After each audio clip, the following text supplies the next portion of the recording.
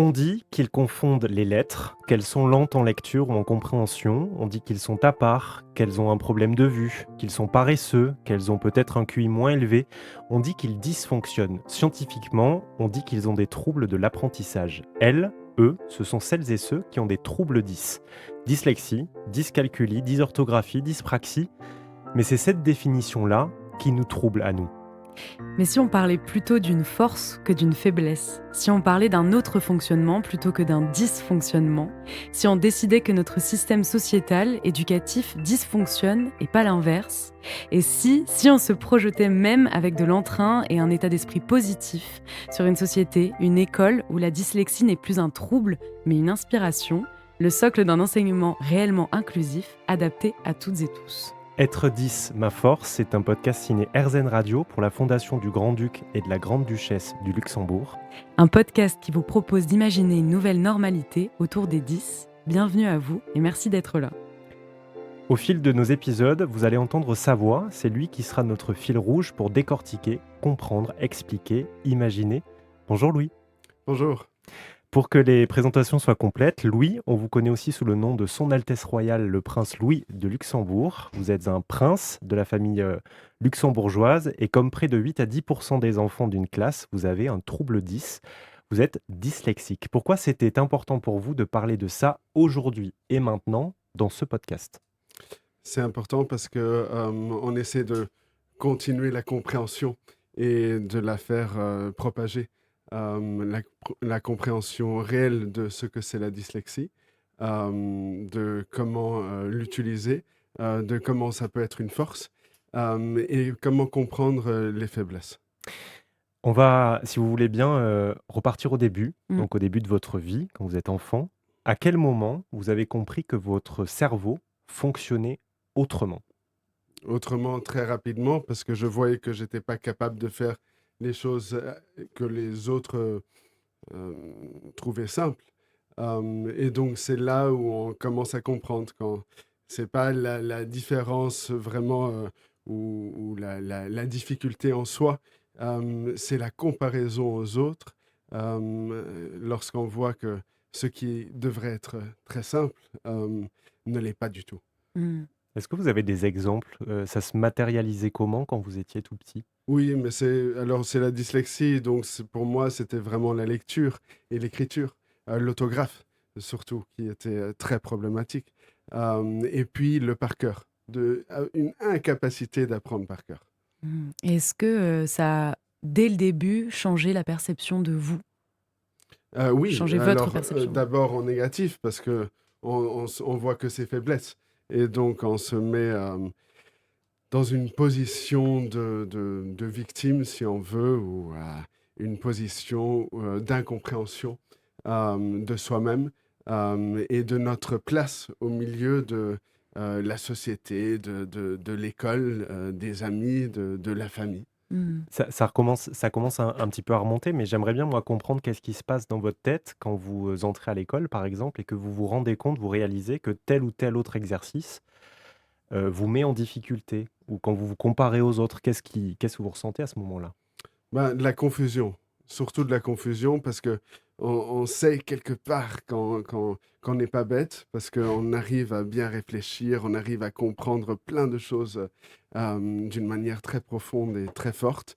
Et même la mémoire, on arrive à se rappeler des choses très particulières qui nous ont touchés, qui font du sens pour nous.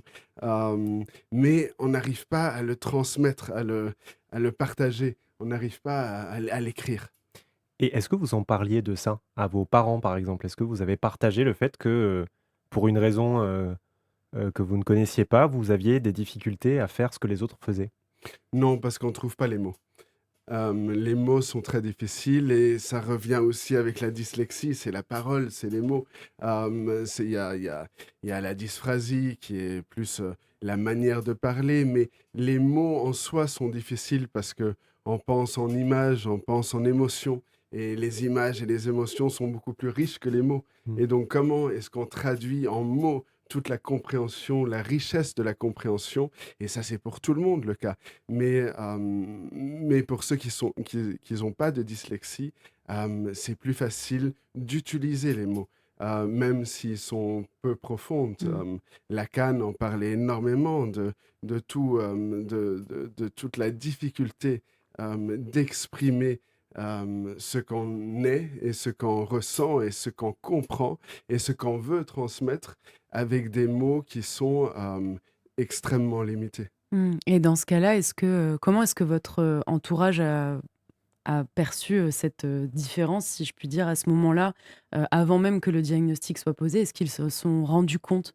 Oui, alors l'entourage, c'est surtout ma mère qui a trouvé les solutions pour trouver qu'est-ce qui était différent et qu'est-ce qui était difficile. Mais les profs le voyaient aussi, Mmh. les autres étudiants aussi, tout le système était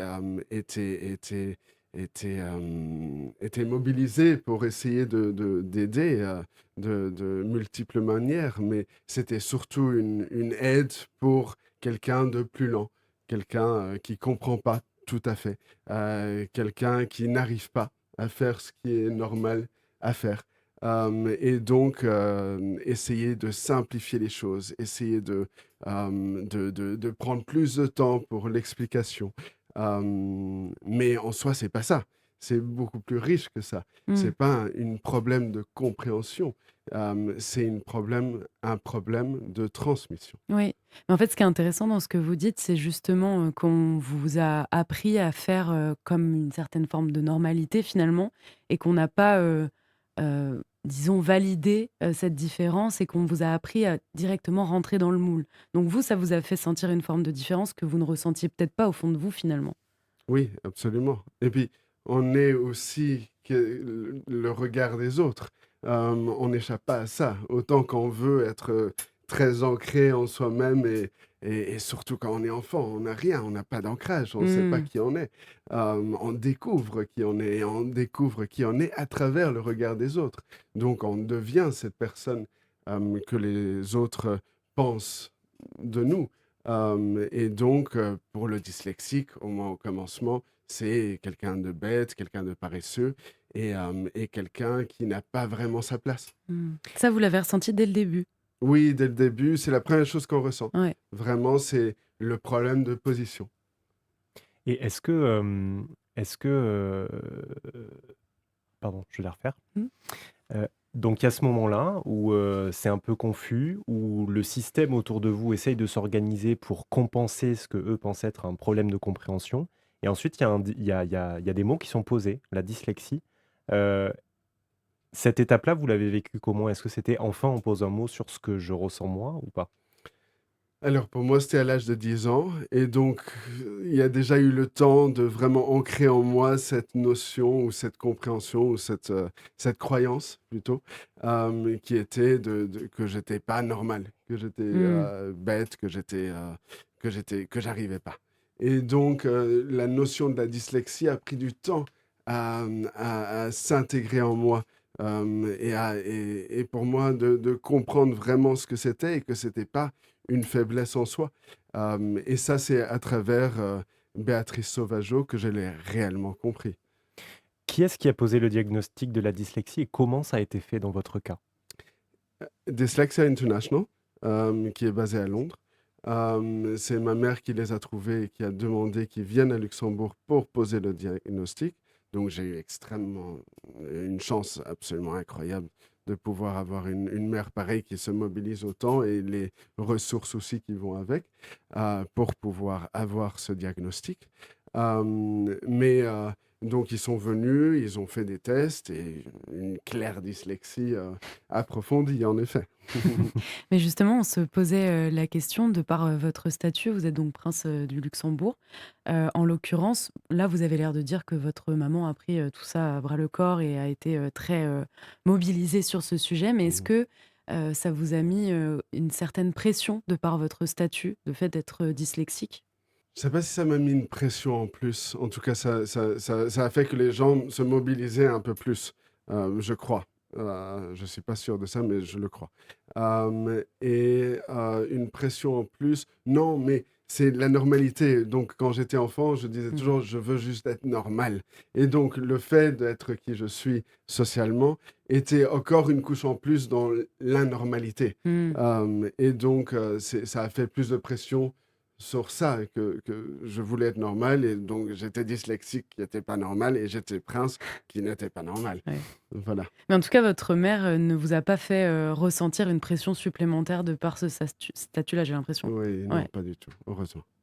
Est-ce que quand vous avez, donc appris cette dyslexie, puisque vous aviez, vous venez de le dire, une volonté d'être comme les autres, d'être normal, est-ce que ce qui s'est mis, en place immédiatement après, c'est: «Bon, qu'est-ce que je peux faire pour compenser et revenir à la normalité?» ou pas? Oui, j'arrivais pas à compenser, c'est impossible. Donc j'essayais de suivre le moule, d'accepter l'aide que je recevais, essayer de comprendre, il y a beaucoup de pleurs dans tout ça parce que c'était des travails en plus, en plus, en plus et puis les choses que j'aimais faire, genre le piano, j'aimais beaucoup en tant qu'enfant. Là, je sais pas du tout jouer le piano malheureusement, mais j'ai dû arrêter pour avoir des autres cours en plus. Et pour beaucoup de choses, j'ai dû faire des concessions dans des choses que j'aurais aimé faire ou aimé approfondir, où je pouvais pas parce qu'il y avait simplement pas le temps. C'est-à-dire que pour Mmh. atteindre la normalité, pour atteindre ce que faisaient les autres, vous deviez doublement plus travailler? Bon. C'est ça. Et donc, c'est le problème de tous les dyslexiques en soi, c'est Mmh. que on est constamment confronté à nos faiblesses. Et pour arriver à peu près au niveau des autres, chose qu'on va jamais arriver, pas dans nos faiblesses. Et donc, on n'a aucune idée dans quoi on est bon, parce qu'on a pris tellement de temps et à essayer de soulager les symptômes négatifs de la dyslexie. Et on dit qu'il y a un spectre de la dyslexie. Vous vous situez où à peu près? Est-ce que vous êtes très dyslexique ou pas trop dyslexique, si on peut résumer ça comme ça? Oui, je suis très dyslexique. OK. Oui, j'aime bien être très dyslexique, parce que je fais pas les choses à moitié. Mais oui, donc je suis très dyslexique. Il y a des gens plus dyslexiques que moi, bien sûr. Mais oui, je suis plutôt. Mais là, on en rigole un petit peu, mais comment est-ce que ça se définit, en fait? Comment est-ce que, scientifiquement, neurologiquement, ça se définit, un statut, un spectre de la dyslexie, disons? Alors, de nouveau, c'est toujours lié aux faiblesses. Donc, on voit le dyslexique et le niveau de dyslexie, si on veut, à la gravité des faiblesses qui sont liées à la Mmh. dyslexie. Donc, pour moi, c'est vraiment la lecture et l'écrit, Mmh. Mmh. l'orthographe. Mmh. Ouais. Pour qu'on comprenne bien, la dyslexie, est-ce que vous sauriez nous donner les autres, entre guillemets «symptômes» sur quoi on peut avoir, des troubles au-delà de la lecture et de l'écriture? Alors, la concentration, pas quand ça nous intéresse, mais quand c'est des éléments qu'on comprend pas ou j'aime bien dire des détails isolés. C'est les détails isolés qui nous tuent, en fait. Donc il y a une vraie compréhension pour attiser la curiosité du dyslexique, alors il y a pas de problème de concentration, et il y a pas de problème de compréhension.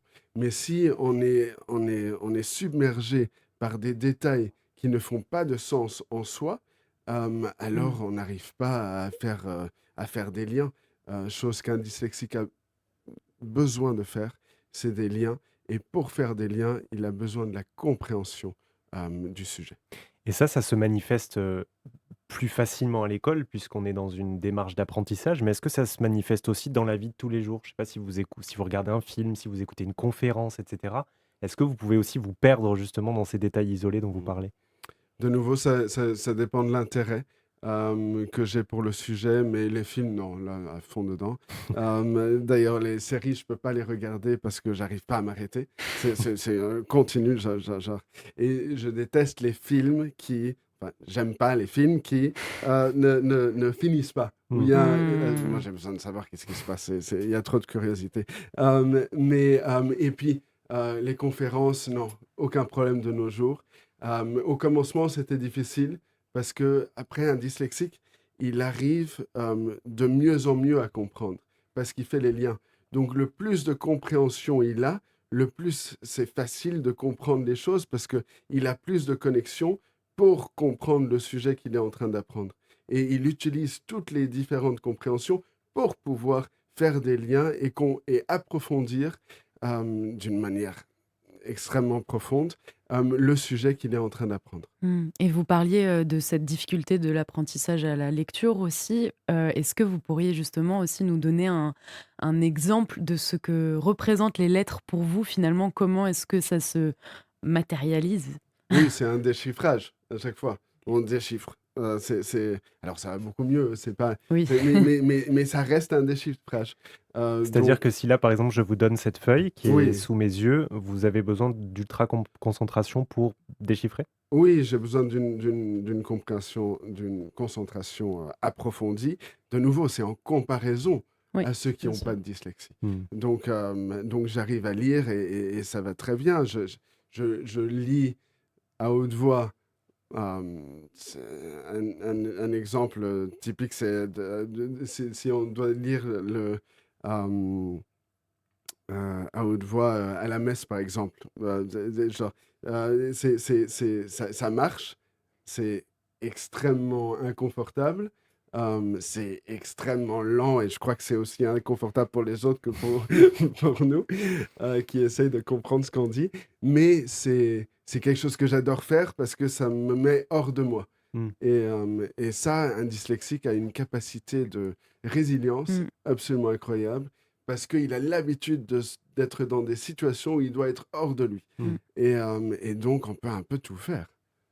C'est assez marrant ça, parce qu'on pourrait penser qu'au contraire, vous auriez pu bouder, entre guillemets, la lecture ou décider de vous en détourner parce que c'était trop compliqué pour vous. Et non, au contraire, vous choisissez de continuer justement pour vous sortir de votre zone de confort. Absolument. Mais je lis pas pour le plaisir.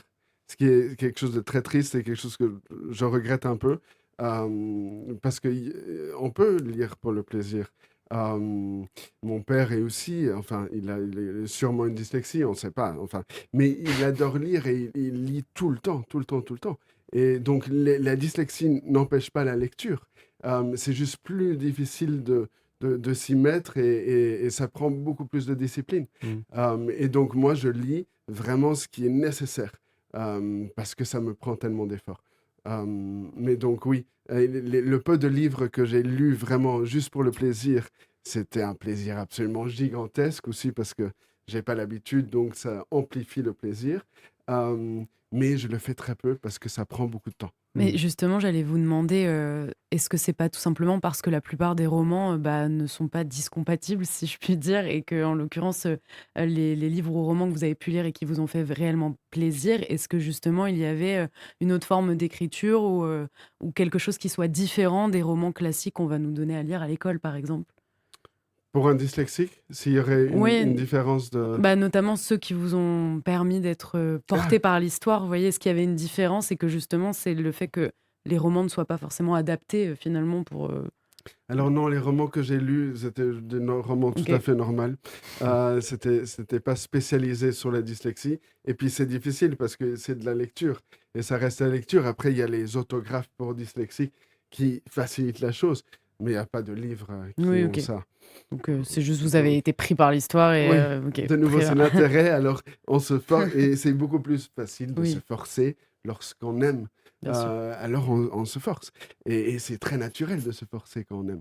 Et donc, ça marche très bien. Ouais.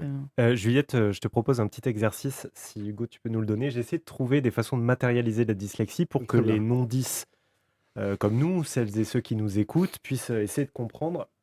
Et j'ai trouvé un texte avec, des lettres qui dansent. Alors, je ne sais pas si c'est comme ça que vous voyez le texte, mais en tout cas, ça ressemble à peu près à ça. Vous voyez, les lettres bougent. Ah, Ce nous qui avons fait... donc 13... Ouf.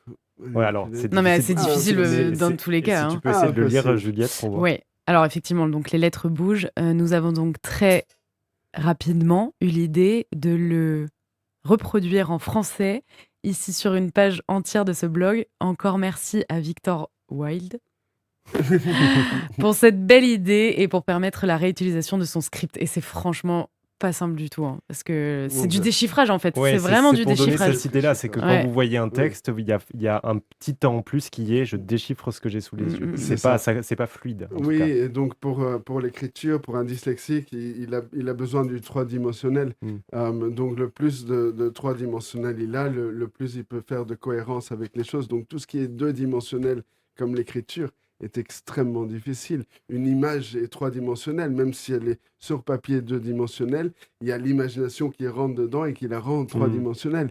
On fait ça avec de l'écriture et on crée que de la confusion parce que les lettres partent dans tous les sens. Mm. On va pouvoir reparler un peu de Ouais. ses avantages finalement, la dyslexie aussi. Et donc, comme vous l'avez exprimé en début d'interview, vous avez été diagnostiqué à 10 ans dyslexique. Et aujourd'hui, vous en avez 38. Vous avez appris à vivre avec et à vivre pleinement avec cette dyslexie. Avec le recul, qu'est-ce qui a le plus compté dans votre parcours de dyslexique? Est-ce que c'est le diagnostic qui a été posé? Est-ce que c'est plutôt l'accompagnement que vous avez eu, une rencontre ou plutôt un déclic qui vous a fait, à un moment donné, accepter ce que vous êtes? Oui, alors c'est un déclic. L'accompagnement m'a aidé d'une manière incroyable, mais j'étais dépendant de cet accompagnement. Le déclic, c'était vraiment à l'université, de comprendre que j'avais aucun besoin d'apprendre par cœur quoi que ce soit, que je devais Mm. plonger dans le sujet, vraiment le comprendre d'une manière extrêmement profonde, en utilisant ma curiosité parce que l'université c'était des sujets que j'avais choisis et que j'aimais, donc c'était de nouveau plus facile. Mais que j'avais plus besoin et plus jamais besoin d'apprendre par cœur. Donc bien sûr, à l'école, on doit apprendre, différentes choses par cœur, mais on peut toujours mettre du sens même aux choses qu'on doit apprendre par cœur et on peut essayer de minimiser les choses qu'on apprend par cœur pour laisser place à la réelle compréhension. Donc si je dois reformuler un petit peu, votre déclic à vous, ça a été de vous dire: «En fait, je peux comprendre comme les autres, c'est juste que je passe par un autre chemin Mm. pour le faire». Oui, et je dirais même plus d'un chemin plus riche. En fait, je réalisais que je comprenais d'une manière beaucoup plus profonde, que la majorité, parce que la majorité, ils apprennent encore par cœur. Et alors que moi, je n'apprends pas du tout par cœur, je suis que dans la compréhension. Et donc, je comprends fondamentalement le sujet, Mm. au point où je peux répondre à n'importe quelle question sur ce sujet. Mm. Et est-ce que, en tant qu'adulte, aujourd'hui, il y a encore des difficultés liées à la dyslexie? Oui, alors des lenteurs, dans l'écrit, dans les emails. Mon Dieu, la bureaucratie, c'est la pire des choses. Mais Pour tout le mais monde, je pense. Ouais. J'osais pas le dire, mais. merci. Mais alors, autre que ça, Mm. ça va. On utilise les forces, on apprend à naviguer, surtout pas compenser ou essayer de compenser le Mm. moins possible, parce que la compensation est un poids gigantesque sur les dyslexiques et la raison pourquoi il y a tellement de burn-out, dans les dyslexiques. Hem, Oui, parce qu'en fait, ça vous demande une concentration extrême et beaucoup plus grande que ce que vous auriez besoin naturellement, finalement. Extrême, De oui. vouloir compenser, j'entends, Oui, oui, pardon. Ouais. exactement. Donc déjà, intellectuellement, mais aussi émotionnellement. Mm. Ok. Vous avez eu ce déclic-là, donc aujourd'hui vous êtes, en phase, c'est-à-dire que vous arrivez à comprendre, selon votre propre schéma de pensée, mais est-ce qu'il y a des moments où vous vous sentez encore, ou illégitime ou mal compris du fait de la dyslexie? Ou ça, vous l'avez vraiment mis derrière vous? J'ai mis derrière moi, des fois, je reçois des emails en disant: «Ah, mais c'était pas clair» ou c'est non, c'est jamais, la clarté qui est le problème, mais des détails genre, vous avez oublié de mettre, de mettre un proper greeting, comment on dit ça en français? Une formule de Une politesse, formule de de salutation, politesse, ouais. moi je fais des emails, j'en fais, déjà beaucoup trop pour ma capacité et je les fais très rapidement. Je mets les messages clés, qu'est-ce qui est important. J'utilise souvent des bullet points, je me complique pas la vie et si ça crée un problème, ça m'est en fait égal parce que Mmh. tant que vous avez compris ce que j'essaie de dire, Alors, c'est le but d'un email. Sinon, on s'appelle et puis Mmh. ça va être beaucoup plus cordial et je dirais bonjour. Mais si c'est à l'écrit, franchement, voilà. Et du coup, est-ce que vous avez une culture, plus orale, vous, Mmh. ou est-ce que l'écrit fait aussi partie de votre quotidien quand même? L'écrit fait partie de mon quotidien. Mais ma culture est orale et je synthétise tout. Donc, j'adore synthétiser. Donc, de nouveau, les bullet points. Je sais pas comment on dit ça en français. Les, Heu, Moi non plus. ouais, les en points anglais. clés? Ouais. Voilà. Allez, on va dire ça. Pardon. Et donc, et vraiment synthétiser en quelques phrases des compréhensions extrêmement complexes pour pouvoir l'expliquer à n'importe qui. Et ça, c'est une qualité très, très 10, Mmh. qui est de pouvoir prendre des choses extrêmement complexes et les simplifier d'une manière à l'expliquer à un enfant. À chaque, faiblesse, on va dire, on peut y associer une force selon vous? Oui, et c'est surtout à chaque force, on associe une faiblesse. Mmh. J'aime mieux le tourner comme ça parce que je crois vraiment que c'est euh, plus proche de la réalité de la situation. C'est parce qu'on voit en 3D qu'on a des problèmes avec le 2D. C'est pas parce que on a des problèmes avec le 2D qu'on part au 3D, quelque chose Mmh. de plus complexe encore. Non, c'est parce que on est extrêmement complexe. C'est parce on fait tout avec les liens qu'il y a ces difficultés plutôt que les difficultés nous donnent des forces. Non, les forces sont trop approfondies pour pouvoir être expliquées de cette manière. Mais c'est marrant parce que vous parlez de lenteur à la compréhension ou quoi, mais en même temps, vous parlez de facilité extrême à synthétiser, une information. Donc Mmh. finalement, pour moi, ça, c'est pas de la lenteur, au contraire. Ouais. Donc ça prend beaucoup plus de temps parce qu'on va beaucoup plus profondément dans le sujet. D'accord. Mais une fois le sujet Ouais. compris, alors là, on peut tout en faire. Et on en fait tout. Et vraiment, chaque compréhension qu'on a, on l'utilise consciemment ou inconsciemment avec toute nouvelle compréhension qui enrichit chaque compréhension et la rend beaucoup plus utile dans tout ce qu'on fait. Mmh. Vous parlez beaucoup en «on» quand vous mentionnez les dyslexiques. Est-ce que vous vous reconnaissez dans les dyslexiques que vous rencontrez? Est-ce que vraiment vous le vivez comme je sais pas, une communauté, un collectif? Mmh. Oui, c'est vrai. Alors, je fais pas exprès, mais oui, c'est vrai. Oui, et quand on a un dyslexique, quand on discute, une des choses qui est assez prenante, c'est qu'on a besoin beaucoup moins de mots Mmh. pour exprimer les choses. Donc, il y a une connexion assez directe qui se fait où les mots sont beaucoup moins utilisés ou moins utiles. Il y en a moins besoin. Et Mmh. ça, vous le captez à quel moment? Que vous êtes en train de parler avec une autre personne dyslexique, par exemple? C'est, c'est quelque chose d'assez naturel quand on n'ose pas mettre une étiquette dessus. Mmh. C'est pas comme si, là, je vais pouvoir dire, qui est dyslexique ou pas. C'est pas comme ça que ça marche. Mais on voit que lorsque on sait que quelqu'un est dyslexique, qu'il y a ça et puis on le voit avec d'autres aussi. Mais c'est pas qu'on peut dire: «OK, cette personne est dyslexique». C'est juste qu'il y a une facilité qui est palpable. Donc justement, si on a la chance, de pouvoir, parler de ce sujet avec vous aujourd'hui et de vous poser toutes ces questions, c'est parce que vous avez, décidé publiquement, de dire que vous étiez dyslexique et faire évoluer donc votre regard par rapport à la dyslexie et même en faire une force et considérer cette anomalie, attention je mets des guillemets, hein, à ce terme, Oui, aux yeux de la société comme une forme de normalité, oui. justement. Et alors la question qui suit, c'est pourquoi est-ce que vous avez décidé à un moment donné de le rendre officiel, votre dyslexie, et d'en faire votre, heu, combat est peut-être un grand mot, mais en tout cas, votre raison de militer? Mmh. Oui, oui, un peu une mission, Mmh. si on veut. Mais bah, pour moi, c'est une grande joie de le faire, de juste dire les choses, ça fait toujours du bien. Surtout des choses cachées ou qui ont fait du mal d'une manière ou d'une autre. Ça fait toujours du bien. Et puis, je l'ai fait parce qu'on m'a demandé. Parce que ma mère m'a très gentiment demandé d'y participer. Et oui, j'ai tout de suite dit oui. Il n'y avait pas besoin de réfléchir deux fois. J'adore pouvoir dire les choses et surtout les choses qui sont difficiles. Donc ça, c'était pas un problème du tout. Et l'objectif, est-ce que c'était aussi, enfin, j'ai l'impression que c'est un peu ce que vous avez dit, mais de cesser à ce que la dyslexie soit vue comme quelque chose d'un petit peu, caché, honteux ou en prenant cette parole-là publiquement? Oui, c'est et surtout pour expliquer, de Ouais. nouveau, je suis beaucoup dans l'explication de la chose. C'est pas juste pour la notion, c'est pour changer les préceptes. On dit ça? Les préceptes, les compréhensions, changer les mentalités Mmh. vis-à-vis de ça, les préjugés.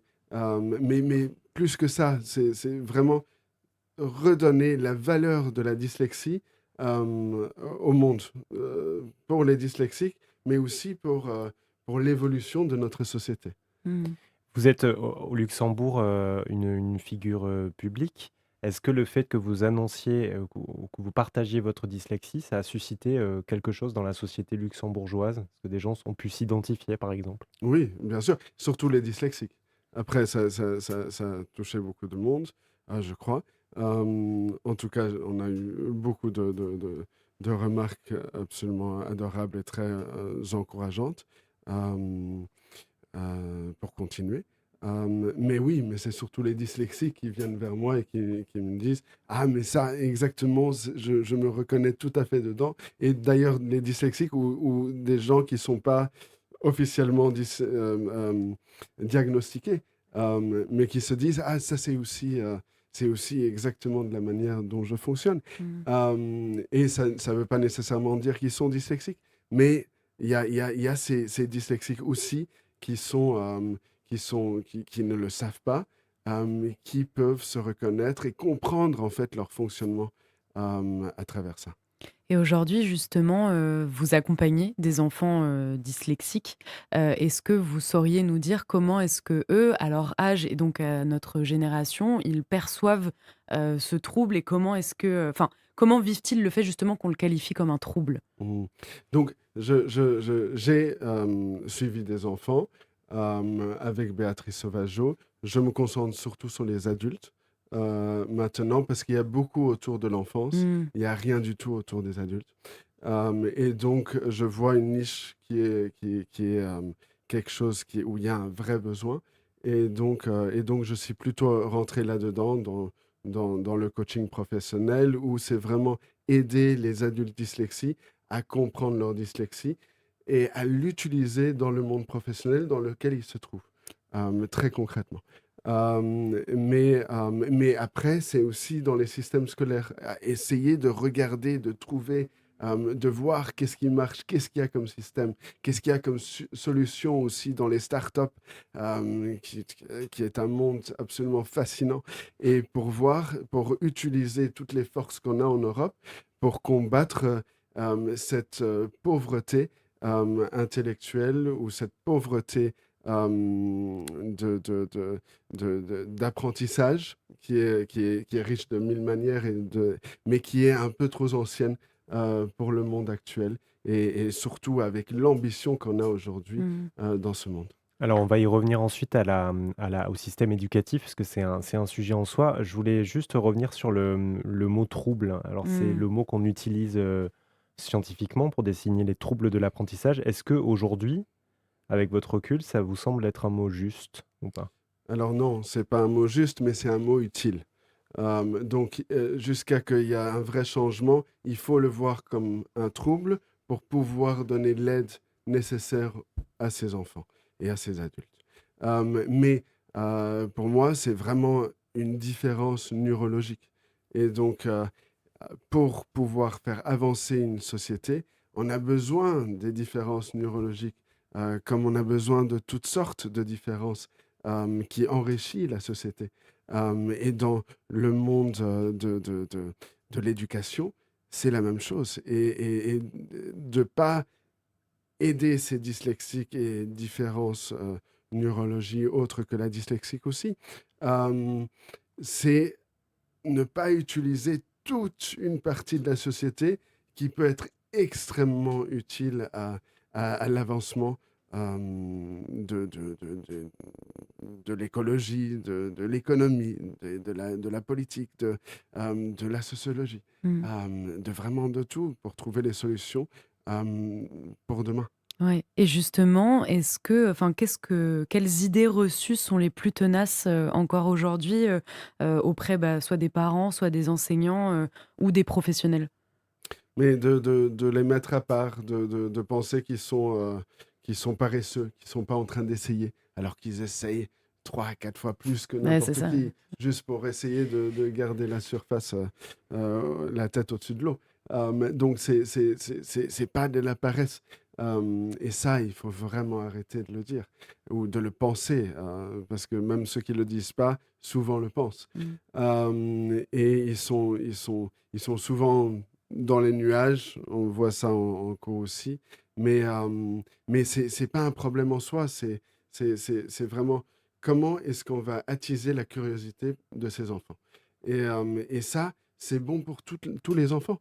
Et toutes les solutions qu'on voit, que ça soit technologique ou de common sense ou d'aller en profondeur dans les sujets, c'est bon pour tout le monde.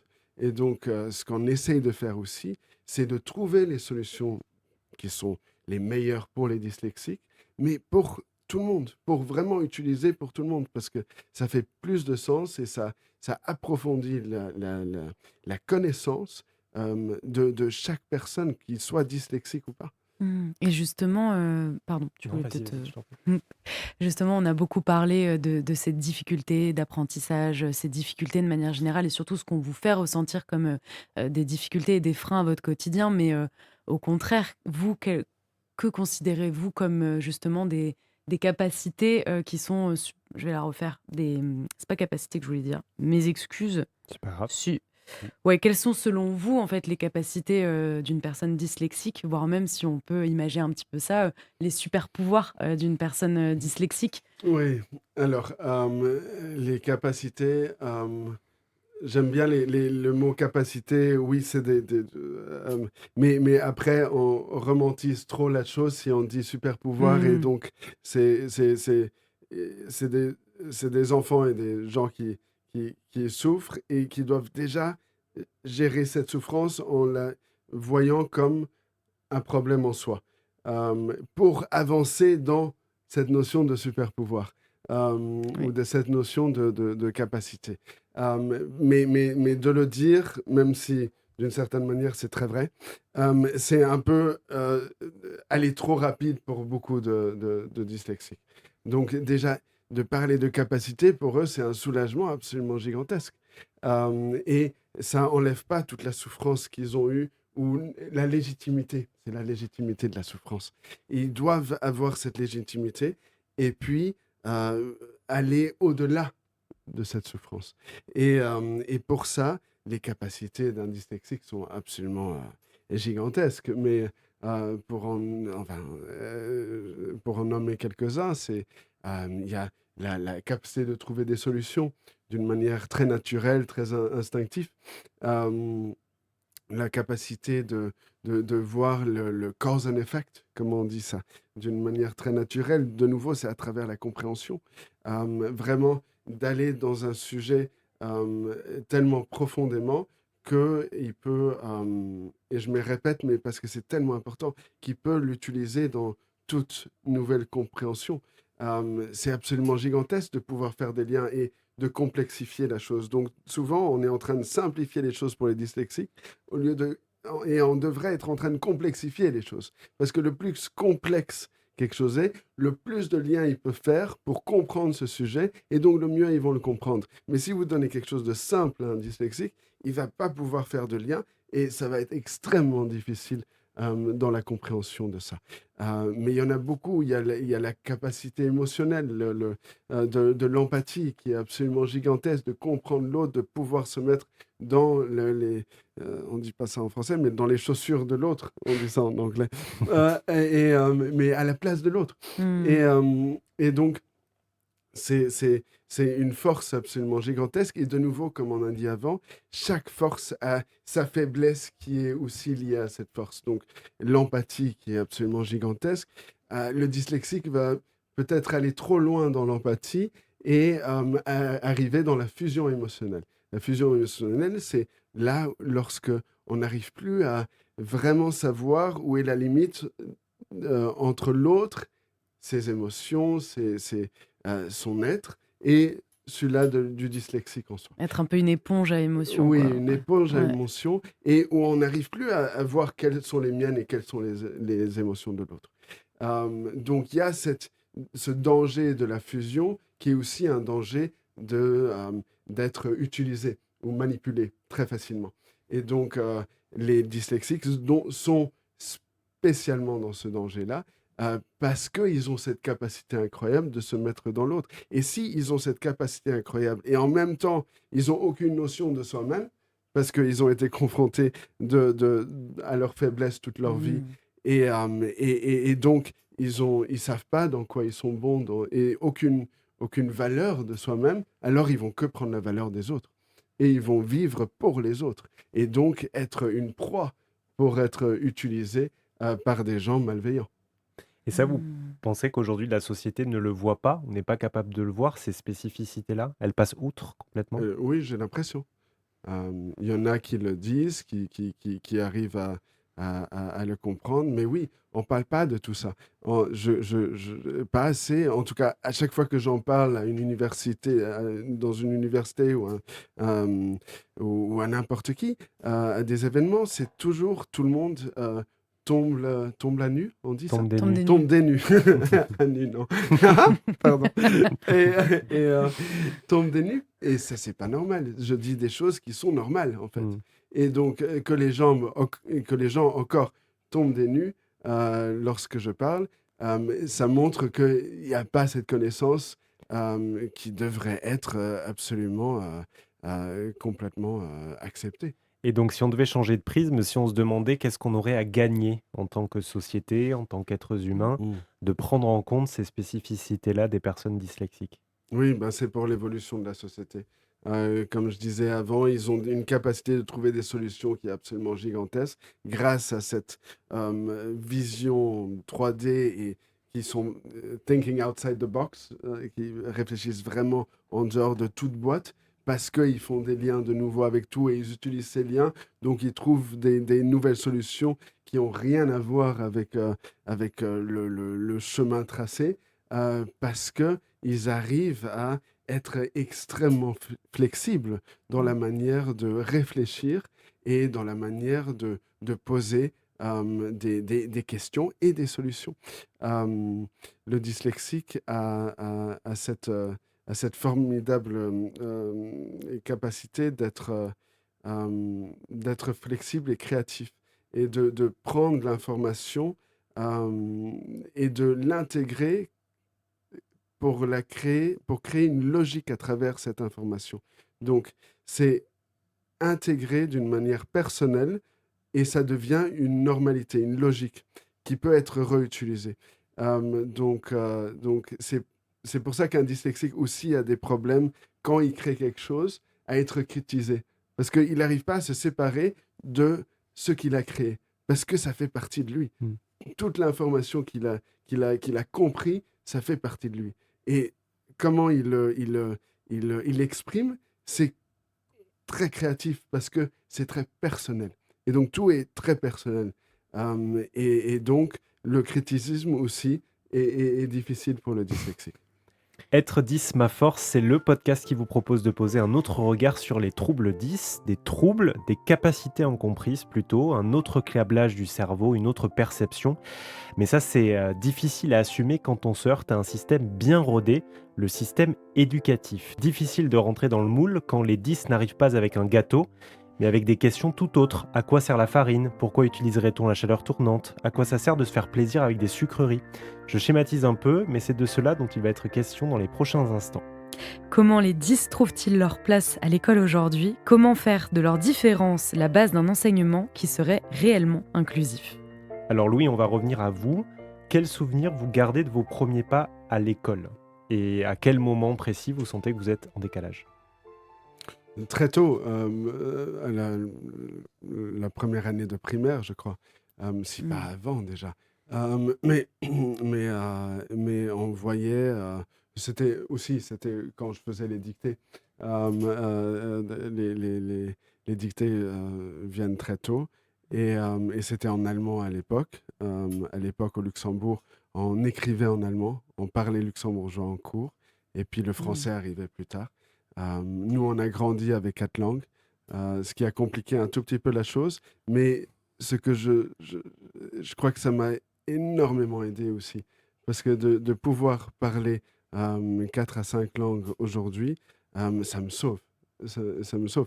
Donc, j'écris que l'anglais, j'écris aucune autre langue, mais je parle 5 langues. Et donc c'est quelque chose que j'enlèverai pas aux dyslexiques. Donc c'est vraiment une opinion personnelle là, parce que ça crée beaucoup de clivage, cette question-là. Surtout avec les orthophonistes, ils disent entre eux, il y en a qui disent un dyslexique doit parler une langue et ça suffit, arrêtez de compliquer la vie pour eux.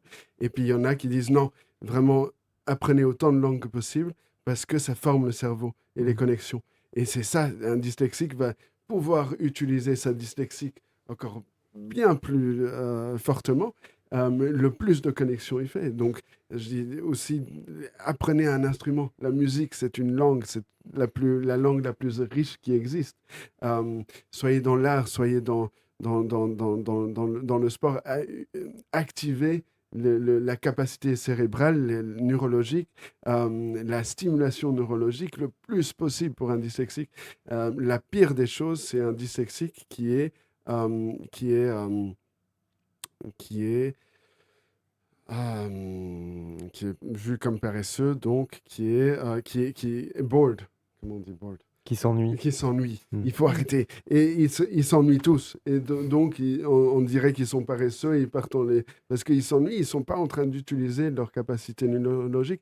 Donc, un dyslexique doit être stimulé premièrement. Et est-ce que Mmh. vous vous ennuyez en classe? Oui, énormément, malheureusement. Mais c'est le système aussi qui est ennuyeux parce que c'est des détails isolés. S'il n'y Mmh. aurait pas des détails isolés, des choses à apprendre, comprendre, mais une vraie compréhension, mais même pour les mots, pour l'étymologie, apprendre l'étymologie quand on apprend une langue, d'où viennent les mots, mais c'est absolument fascinant. On peut qu'être fasciné par une science pareille. Donc, il y a une solution pour tout. Les maths sont bien connus pour ceux qui ont un bon prof vont être super dans les maths. Ceux qui ont un mauvais prof, c'est souvent beaucoup plus difficile. Je dis pas qu'à chaque fois qu'il y a quelqu'un qui a un problème dans les maths, c'est un mauvais prof, mais on voit ça d'une manière très, très élevée, que Mmh. ça dépend du prof. Et pour les dyslexiques, ça dépend du prof énormément, encore plus.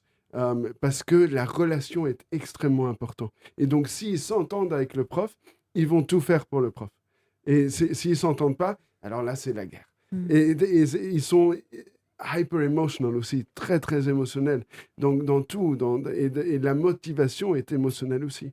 Mmh. Et justement, est-ce que vous, il y a un enseignant, qui vous a marqué, de par ses remarques en bien ou en mal, justement, durant votre scolarité?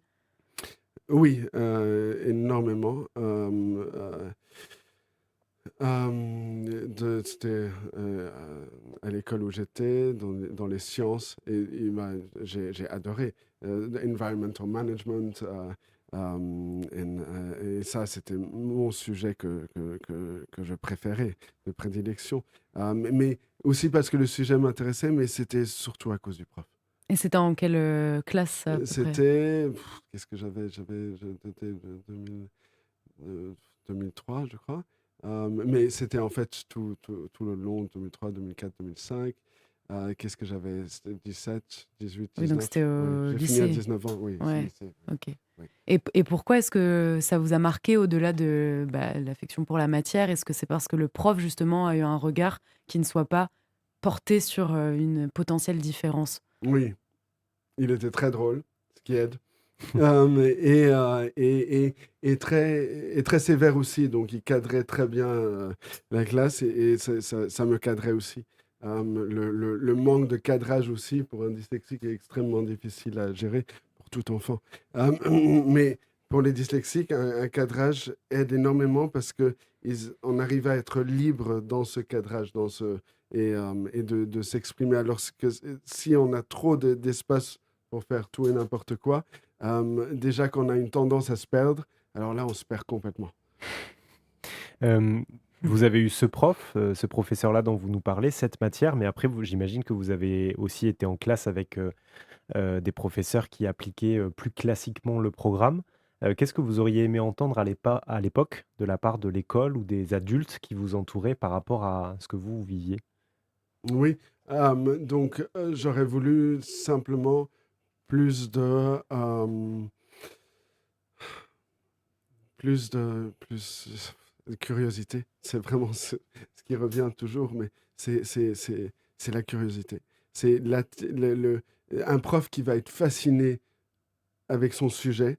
Il faut 2 choses, un prof qui est vraiment passionné par ce qu'il fait, par le sujet qu'il est en train de transmettre, et un prof qui arrive à simplifier. Donc un dyslexique, en fait. Ils devraient tous être profs. Non. Non, mais il faut pas mettre les gens dans des boîtes, mais et un dyslexique, vraiment, il a une capacité gigantesque pour tout faire. Mais c'est vrai que ces capacités-là de dyslexie qui sont assez prononcées, chez les dyslexiques, de nouveau, c'est prononcé. Hem, c'est de simplifier et d'être passionné. Ça, j'aurais voulu voir dans tous les profs, et j'en ai vu dans beaucoup, hein, mais j'aurais bien voulu le voir partout, ce qui est bien sûr impossible. Mmh. Et vous, est-ce que vous avez réussi au fil de votre scolarité, vu l'aide que vous aviez, est-ce que vous avez réussi à rentrer dans le moule de l'école classique? Ou plutôt vous avez débordé de ce moule-là pour imposer un peu votre façon de voir les choses? Non, je suis rentré complètement dans le moule, mais parce que j'avais l'aide pour rentrer dans le moule. Sinon, je serais parti, j'aurais fait une autre vie. En fait, je crois que j'aurais même pas fini l'école, ou pu finir. Mais j'avais beaucoup d'aide, et j'avais même un prof qui était avec moi, à côté de moi, pendant mes cours, Mmh. pour prendre les notes, parce que c'était impossible. Ou bien je prenais les notes et j'arrêtais de réfléchir, ou bien je réfléchissais et j'avais pas de notes. Mmh. Et puis, on dit toujours, mais alors on fait des photocopies des autres enfants. Non, de lire l'écriture de quelqu'un d'autre, impossible, impossible. Mmh. Donc, ça marchait pas. Donc, c'était la seule manière pour faire que je puisse passer à travers. Et c'est très drôle. Souvent, il y avait, je réussissais très bien dans quelques domaines, des choses logiques, et à chaque fois que je réussissais très bien, ils étaient là, mais qu'est-ce qui se passe? Comment est-ce que... tout le monde pensait que je trichais parce que c'était pas normal que, que j'arrive à faire quelque chose mieux que les autres. Donc, je sais plus pourquoi je suis venu là, mais voilà, ça fait partie de ça. Mais ça, je trouve ça fou que vous exprimiez ça. Ça veut dire qu'en fait, même vos camarades conscientisaient, enfin, pensaient qu'il y avait une forme de différence, et encore une fois, une différence qui est plutôt péjorative. Parce que là, Mm. vous dites, dès que vous réussissiez bien, Mm. c'était vu comme un exploit. Oui, C'est quand même une forte méconnaissance, même de la part des autres élèves, par oui, rapport à la dyslexie, de se dire, cet élève a une différence, donc forcément, il va moins bien y arriver, quoi. oui. Et ça affecte les dyslexiques très fortement. Et en anglais, on appelle ça un peu le chronic guilt. Enfin, j'aime bien l'appeler le chronic guilt parce que c'est comment on dit guilt en français? Culpabilité Culpabilité, chronique? ouais. Culpabilité et chronique. Merci.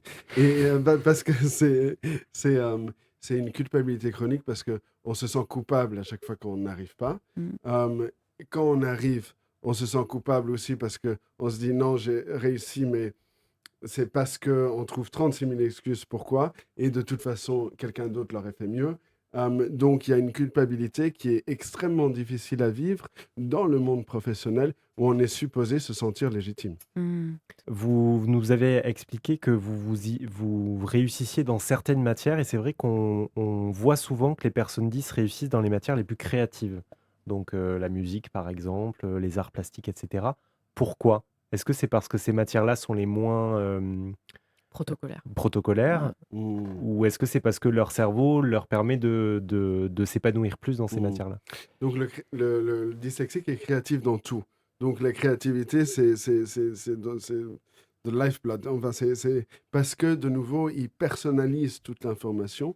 Et donc, à travers cette personnalisation de l'information, ça rend les choses complètement logiques. Ça devient une logique à part entière à la personne. Et parce que c'est logique, il arrive à le faire de multiples manières, d'une manière en fait très naturelle, Mmh. très personnelle. Et donc cette personnalisation de la chose rend tout ce qu'il fait très créatif. Et dans le monde créatif, bien sûr, déjà, alors là, il peut s'exprimer d'une manière absolument incroyable, parce qu'il n'a pas la limite du mot, de la parole, euh, Donc s'il y a autant de personnalités qui sont connues dans le domaine artistique et qui sont 10, c'est peut-être parce que c'est dans ces domaines-là qu'elles ont pu le plus facilement s'épanouir. Oui, oui, c'est plus facile de s'épanouir. De nouveau, il faut pas, on a besoin des dyslexiques partout. Donc, il Oui. faut surtout pas les laisser aller partout que dans le monde créatif, alors que c'est un monde qui est de prédilection pour le dyslexique, de nouveau, parce que à cause de ce besoin de s'exprimer, mais c'est aussi très, très dur pour le dyslexique, parce que le monde créatif, il est très critique. Et donc, c'est un dyslexique qui a un problème avec le criticisme, et surtout quand ça vient de l'art, qui est quelque chose qui vient de très profond, et qui n'arrive pas à faire la séparation entre le criticisme de son œuvre et de lui, et l'insulte qui est dédiée, dirigée envers lui, Mm. c'est extrêmement difficile. Émotionnellement, ça le détruit. Vous avez dit que si vous n'aviez pas eu cet encadrement, cet accompagnement, vous auriez sans doute décroché et c'est ce qui arrive à des élèves dyslexiques qui ont pas l'accompagnement que vous avez pu avoir vous. Hem, vous le voyez vous dans les enfants que vous rencontrez, les adultes 10, ces gens qui au final n'arrivent pas à rentrer dans ce moule et décrochent? Absolument. Et cache le fait d'être dyslexique. Et donc de nouveau, ça leur met une pression invivable, Mm. constante, Mmh. parce qu'ils ne le cachent pas que dans le monde professionnel, mais aussi à la maison, à la famille. C'est Sir Jackie Stewart qui a réussi à cacher pendant 20 ans à sa femme qui ne sait pas lire. Pendant 20 ans, à sa femme. Donc C'est fou. imaginez la pression émotionnelle qu'il Ouais, s'est mis dessus ouais, ouais. pour pouvoir esquiver tous les techniques Mais c'est ça. d'esquivage qu'il a eu. Donc ça rend très intelligent, mais émotionnellement, ça rend très pauvre parce qu'on n'a plus cette capacité très fragile plutôt. Euh, Ouais.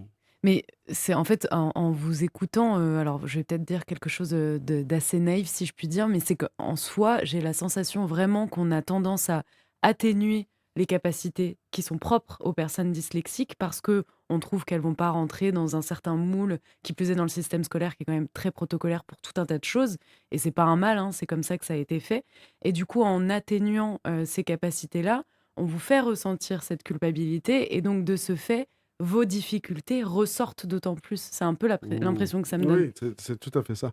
Et après, il faut savoir lire, il faut savoir écrire. Donc, on doit être confronté à nos difficultés.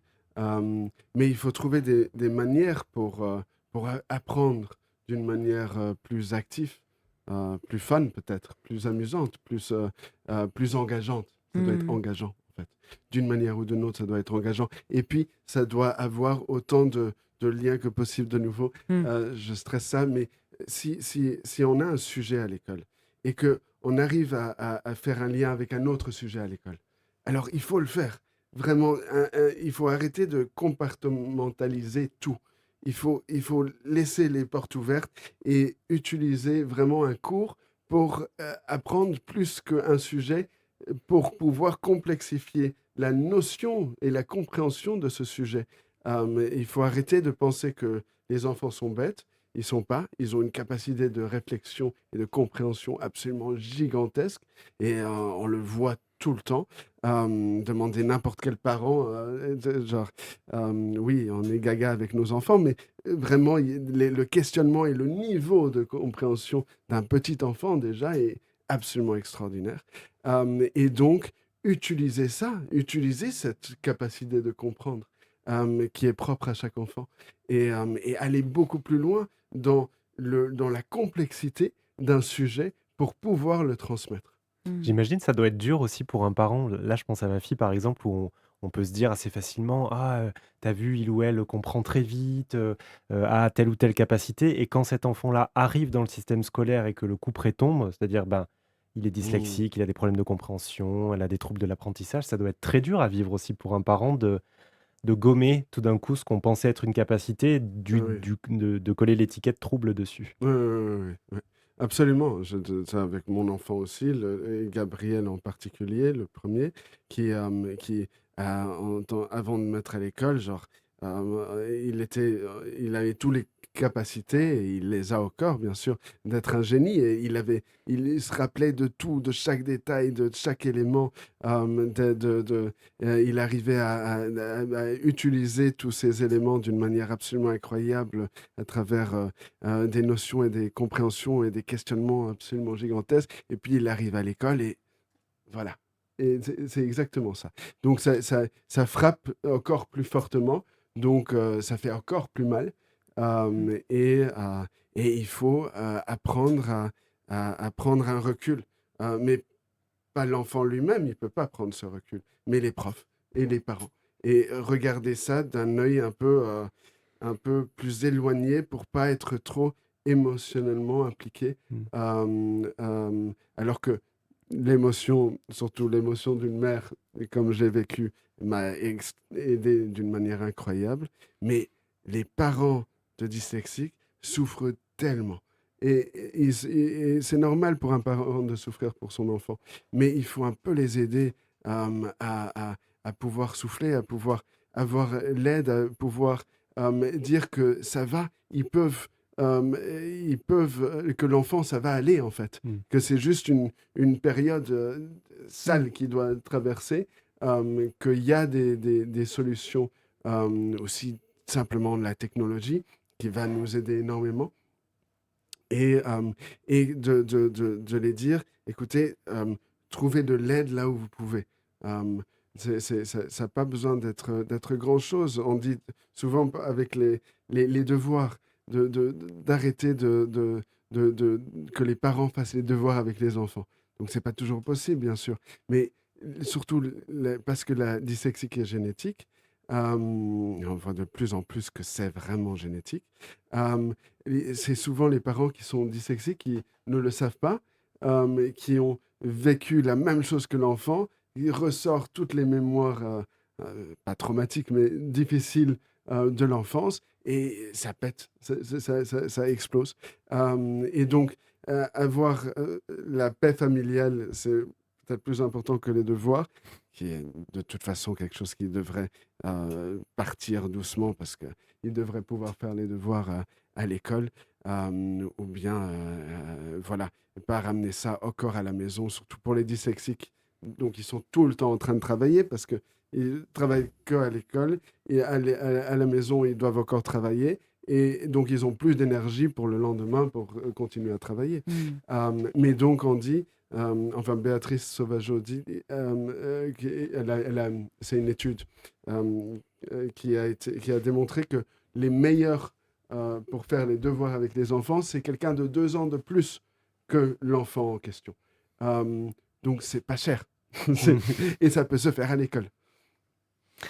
L'école, justement, c'est une étape très importante dans le développement de chaque enfant et on vient de l'entendre, d'autant plus lorsque on a une différence aux yeux du système scolaire, un système qui a dû évoluer depuis votre enfance, Louis, en bien ou en mal, je ne sais pas, c'est ce qu'on va voir avec vous.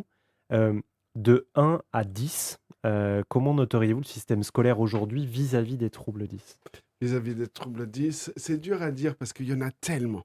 Alors, je visite énormément de systèmes de différentes, et il y en a beaucoup qui sont en train de émerge, de sortir, et de se développer. Et c'est ces systèmes-là qu'on va utiliser pour pouvoir dire au système scolaire actuel, classique, si on veut, de faire évoluer différents aspects.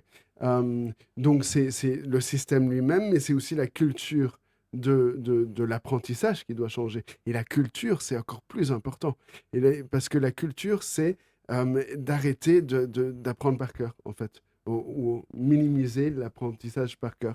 Alors que souvent, c'est c'est la chose la plus importante dans le système. Donc, aller profondément dans le sujet, utiliser tous les liens possibles entre les différents sujets, utiliser l'intelligence collective. On voit dans l'entreprise que c'est quelque chose qui est incroyable et qui marche très bien. Utilisons aussi dans le système scolaire. Que ça arrête d'être un one-way street, genre un monologue du prof, mais aussi que c'est un endroit pour des questions, pour des réflexions, qu'on arrête de donner aux enfants des solutions toutes faites, qu'eux, ils trouvent les solutions. Et puis, quand c'est la fausse solution, premièrement, on explique et on trouve, bien sûr, ça prend plus de temps, mais c'est quelque chose qu'on peut faire dans une classe et avec toute la classe. Essayer de trouver comment on arrive à une solution, comment est-ce que l'enfant ou les enfants qui ont discuté ensemble, qui ont trouvé une solution, si elle est fausse, pourquoi est-ce qu'elle est fausse, comment est-ce qu'ils ont arrivé à la fausse solution. Ce qui est encore plus important que la vraie solution, c'est un apprentissage de comment on est en train de fonctionner et comment on fonctionne avec les autres aussi, collectivement et individuellement. Et puis, et puis les diriger vers la bonne réponse pour qu'ils la trouvent. Mais pas leur donner tout fait et leur dire comment faire. Ils doivent aussi être créatifs dans la manière de trouver une solution. Et alors, vous êtes luxembourgeois. Nous, chez Erzen, on est en France. Est-ce que vous constatez qu'il y a une différence entre le système scolaire luxembourgeois et français? Oui, énormément. Donc, nous, on est très germanique. On a 3 langues dans notre système scolaire. Donc, il est très riche à cause de ça, ou grâce à ça. Mais il est très complexe aussi. Le système français est beaucoup plus rigide. Et là, il manque de flexibilité dans beaucoup de manières. De nouveau, je n'essaie pas de généraliser. Mais en soi, le système français, et comme la langue française, est très carré, est très contrôlé. Et donc, c'est la mentalité. C'est comme ça. Et ça va très bien. Ça ne veut pas dire qu'on doit tout changer. C'est juste qu'on doit travailler avec pour faire évoluer. On n'est pas en train de parler d'un changement radical. On est en train d'utiliser ce qu'on a pour évoluer dans une direction qui est productive pour tous. Et justement, concernant la dyslexie, est-ce que vous avez pu constater, vous, qu'en France ou au Luxembourg, il y avait des façons de traiter ça différentes?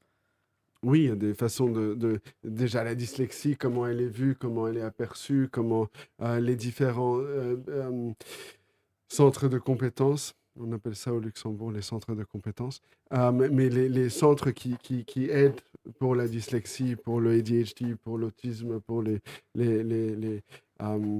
les hypersensibles, les hauts potentiels, tous ces différences neurologiques-là. Et puis, après, il y a l'handicap aussi. Et ça, c'est un autre sujet, hein, mais qui me tient aussi à cœur parce que mais on va trop loin. Mais c'est l'inclusion. À la fin de la journée, c'est l'inclusion. L'inclusion scolaire, l'inclusion sociale. Pourquoi? Pour faire évoluer une société. Pourquoi? Pour utiliser tous les éléments de la société. C'est bête de laisser des gens de côté et pas les utiliser alors qu'on a besoin d'enrichir la société. Et voilà, enrichissons. Et parmi les personnes qui nous écoutent là en ce moment, il y a sans doute des enseignants et des enseignantes qui fonctionnent dans un système qui est le système qu'il est. En l'occurrence, Oui. le système de l'éducation française. Euh, Qu'est-ce qu'on pourrait leur dire à celles et ceux qui souhaitent mieux faire, mais qui ont ces programmes à enseigner là? Quelle idée simple ils pourraient déjà intégrer à leur pratique pour mieux cerner la dyslexie ou mieux parler aux dyslexiques et donc au reste de la classe? Donc, c'est un peu ce que j'ai dit, mais c'est vraiment la compréhension du sujet. Attiser la curiosité de ses enfants. Euh, Aller plus loin et chercher les liens avec les autres sujets. Regarder comment les enfants travaillent ensemble aussi. Et utiliser ce travail collectif.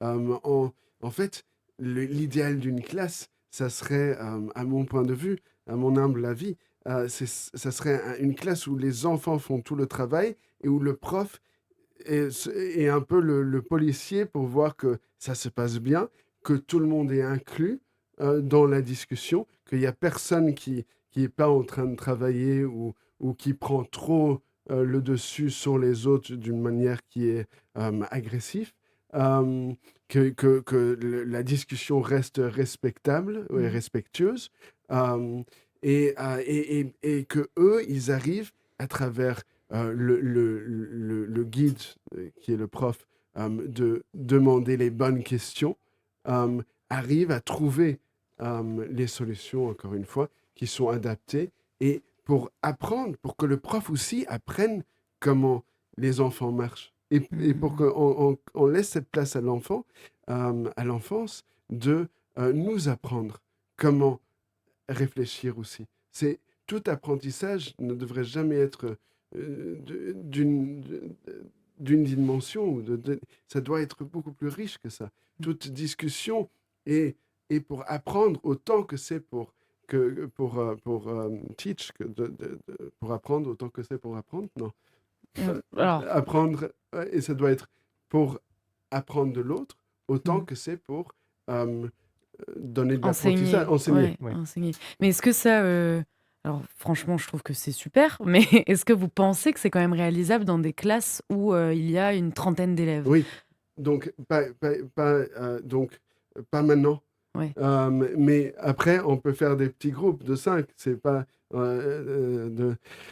c'est pas énorme, c'est pas très très difficile non plus ce que je demande, ou ce que je propose. Mais c'est juste de trouver des solutions qui sont adaptées pour pouvoir enrichir la compréhension.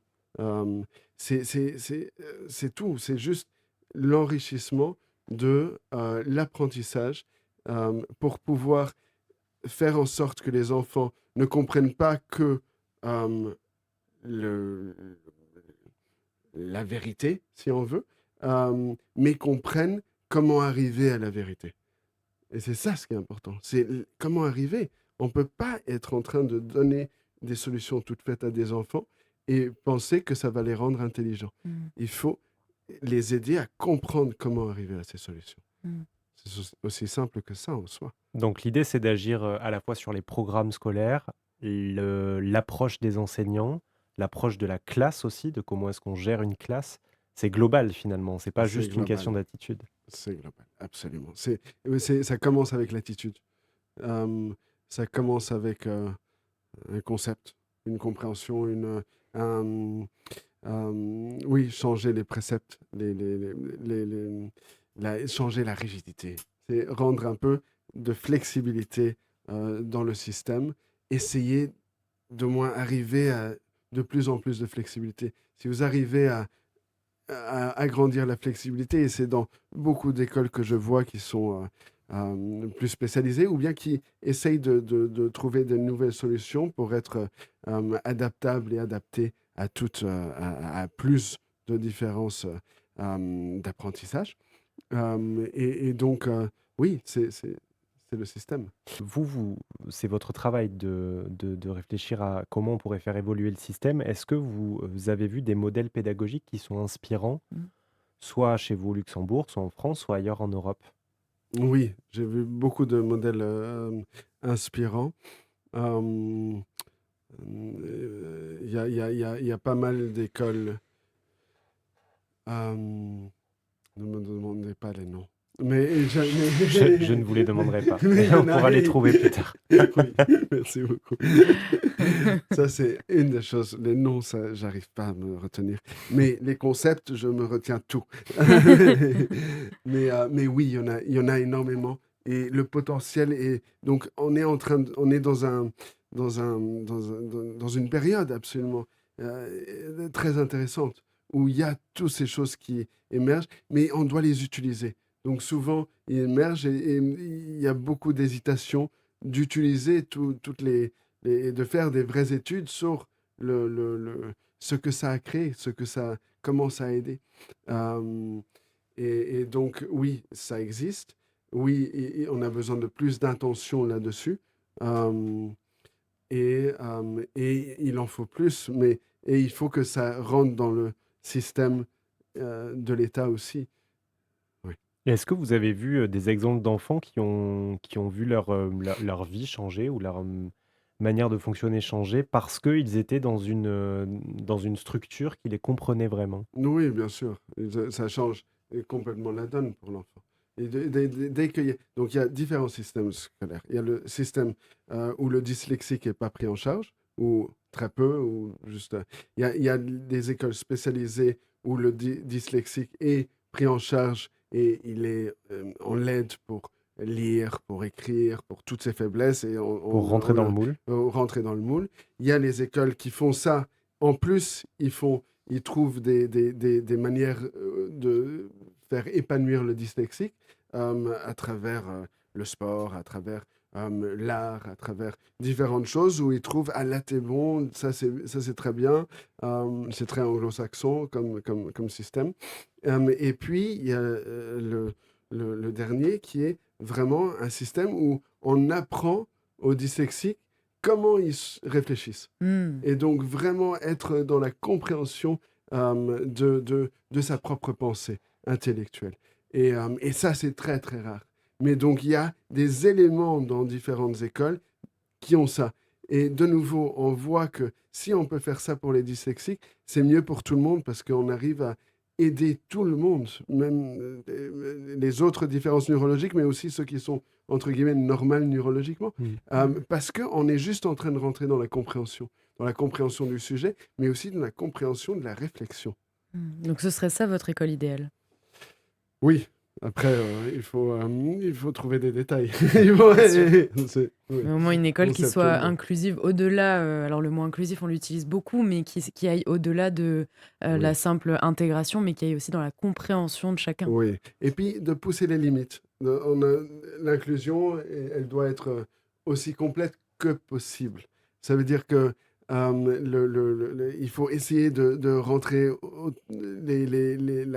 la trisomie 21. Genre, vraiment, on doit pousser les limites de ce qu'on pense possible. Après, il n'y a pas tout qui est possible et on aura toujours besoin des centres spécialisés. Mais les centres spécialisés sont surbookés, ils n'arrivent plus avec la demande. Donc, il faut trouver des solutions à l'intérieur des écoles pour créer autant d'inclusion que possible, qui est de toute façon bon pour aussi apprendre à vivre ensemble, un enfant qui apprend à vivre avec quelqu'un qui a un handicap profond, c'est une richesse que personne n'a. Enfin, très peu de gens ont de nos jours. Et ça, c'est pas possible. Et donc, essayer, et bien sûr, il y a des limites, mais essayer de repousser les limites et essayer de faire que dans 50 ans, les limites soient double de ce qu'on a, la moitié de ce qu'on a, on se comprend, sont évoluées 2 fois plus. Donc, qui est 2 fois moins de limites, ça devient compliqué tout ça, qu'il y a actuellement. Comment fonctionne le cerveau d'un 10? Comment pense-t-il? Imagine-t-il? Rêve-t-il? Comment faire de leur prisme différent un atout pour le reste de la société? C'est ça qui va nous guider pour les prochaines minutes. Louis, comment est-ce que vous percevez votre propre manière de penser par rapport aux autres? Alors, tout d'abord, la dyslexie, c'est l'intégration de l'information. C'est vraiment que ça. C'est comment on intègre l'information. Et donc, il y a ses forces et ses faiblesses qui sont attribuées à cette intégration d'information. Mais en soi, c'est une manière d'intégrer l'information qui est extrêmement utile, qui est trois-dimensionnelle. Euh, on arrive à travers ça à avoir une imagination extrêmement précise, donc vivide mais aussi précise. Ça, bien sûr, pour les architectes, c'est très utile, mais pas que, parce que on parle aussi des concepts. Et donc, on arrive à avoir une vision trois-dimensionnelle de tout concept. Et de nouveau, ça, c'est à travers les liens qu'on fait avec d'autres. Donc, les capacités dyslexiques, et pour moi, je l'ai vraiment vu et vécu, c'est avec l'âge qu'ils deviennent plus fortes. Il y a quelques conditions à ça. C'est que d'abord, on ne s'enferme pas dans le système, donc on ne rentre pas dans l'apprentissage par cœur, Et donc, il y a des dyslexiques qui se disent, OK, moi, je vais fonctionner comme on me dit de fonctionner et je vais rentrer à fond dans le moule. Et donc, je vais apprendre par cœur tout et ça crée une rigidité qui n'est pas sain parce que ça leur met une pression absolument gigantesque parce qu'ils ne fonctionnent pas naturellement comme ça. Et puis, ça enlève la spontanéité, la flexibilité, la joie de vivre d'une certaine manière et la créativité. Et donc, c'est très important de pouvoir accepter sa dyslexie, accepter qu'on fonctionne différemment, pouvoir en parler, le dire, dans le milieu professionnel aussi, de pouvoir dire: «Je suis dyslexique et donc j'arriverai à mieux faire ça, ça, ça et ça et j'aurai un peu de difficulté avec, ça et ça, mais ne vous en faites pas, ça c'est peu important tant que vous comprenez, par exemple, dans les emails, comme on disait avant, le sens de ce que je dis. Et ça, je peux vous garantir que vous allez comprendre. Même s'il y a quelques fautes, s'il vous plaît, passez outre Hmm. et concentrez-vous sur le contenu de ce que j'essaie de dire. Et si c'est des papiers à l'extérieur de la compagnie, alors là, peut-être que je peux trouver de l'aide pour quelqu'un qui revoit, pour être sûr qu'il n'y a pas de faute. Il y a 36 000 solutions, mais aussi, il y a la technologie de nos jours et les voice to text qui sont pas parfaits, mais qui deviennent extraordinaires. Et donc, utiliser la technologie pour passer au-delà de la problématique et pouvoir utiliser toutes nos capacités. L'intelligence artificielle va être absolument gigantesque pour les dyslexiques.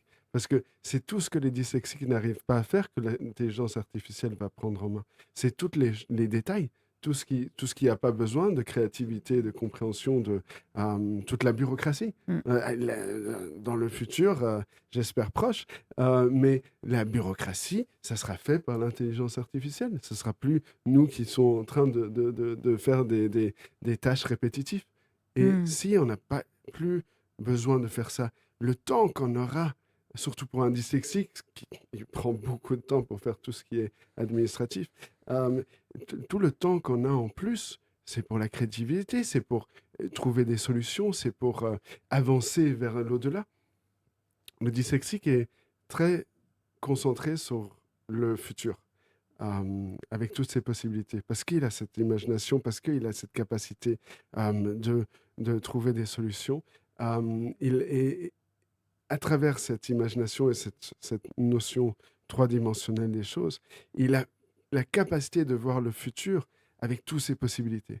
Et donc trouver aussi les solutions qui sont adaptées aujourd'hui pour le futur. De nouveau, ça crée quelques problèmes, c'est que il est souvent pas ancré dans le présent. Et donc, émotionnellement, c'est pas super de différentes manières. Mais c'est une qualité en premier. Hmm. Et puis, on arrive à gérer émotionnellement, peut-être avec de l'aide, quand il y a besoin de l'aide psychologie ou de coaching, il faut le prendre. Mais apprendre à être ancré dans le présent, c'est extrêmement important. Hmm. Mais il faut comprendre cette capacité et d'où vient cette incapacité d'être souvent ancré dans le présent. Euh, et donc, c'est d'abord une force de nouveau, mais se, qui se traduit en faiblesse d'une certaine manière. Ouais. Et vous parliez justement de ces capacités, disons, que vous pouvez avoir une fois que vous avez laissé de côté justement tous ces préjugés qui vont avoir tendance à détériorer votre confiance en vous, votre confiance en soi. Vous parliez de l'architecture notamment où les dyslexiques pouvaient exceller justement un petit peu plus que des personnes qui ne le sont pas, tout simplement parce qu'il y a une compréhension qui est différente. Est-ce que vous auriez d'autres exemples à nous donner de domaines de compétences dans lesquels justement une fois qu'un dyslexique se sent parfaitement épanoui dans sa vie et dans sa dyslexie aussi, eh bien là, il a justement toutes les compétences pour un domaine en particulier. Oui, voilà, donc c'est la manière de comprendre, intégrer l'information. Si un dyslexique arrive à lire d'une manière rapide ou apprend à lire d'une manière diagonale, il y a différents outils aussi dans la lecture rapide, pour aider le dyslexique à traverser des documents plus rapidement. Là, il peut tout faire et il faut surtout pas les mettre dans des boîtes. Il faut leur dire, écoutez, vous pouvez tout faire dépendant du niveau de difficulté que vous avez aujourd'hui et de la volonté de travail que vous avez pour réussir. Donc, un exemple dans ça, c'est être avocat. Ça prend énormément de lecture, ça va être très difficile pour un dyslexique, mais le dyslexique, à mon avis, va être le meilleur avocat parce qu'il va trouver tous les loopholes, tous les différents arguments pour arriver à une solution ou à une compréhension de la problématique. Donc, absolument, il faut pousser et aider les dyslexiques à faire toutes sortes de travail, que ça soit médecin, que ça soit architecte, que ça soit avocat, que ça soit mais vraiment tout et n'importe quoi, parce qu'on les a besoin dans ces endroits-là. Parce que une fois s'ils réussissent, ils vont être meilleurs que les autres. De nouveau, dans cette compréhension qu'ils ont qui est innée, où ils arrivent à faire des liens et à complexifier les choses, à complexifier la chose pour la comprendre et la simplifier pour la transmettre. Et justement, est-ce que vous estimez que si vous aviez eu dès l'enfance un mode d'emploi sur votre façon de comprendre les choses, ça aurait été beaucoup plus simple ensuite à l'âge adulte? Oui, absolument. Si j'aurais compris que je devrais comprendre ça et que ça, c'était ma facilité, c'est vraiment d'entrer dans le sujet et de m'intéresser, d'aller toujours plus profond, de jamais savoir, toujours croire. Je dis toujours, parce que c'est important, si on sait quelque chose, on le met dans une boîte et on arrête d'y réfléchir, c'est comme ça. C'est jamais bien de faire ça. Il faut toujours croire parce que quand on croit, on garde les yeux ouverts sur le sujet et on veut toujours apprendre plus sur ce sujet pour continuer à être dans cette croyance ou être flexible d'utiliser cette croyance pour arriver à une compréhension plus profonde encore. Est-ce que dans votre parcours, il y a eu un moment, particulier ou décisif où cette force-là que vous avez ou que d'autres personnes dyslexiques ont, est-ce que ça a été reconnu ou jugé utile par d'autres, par des gens de votre entourage?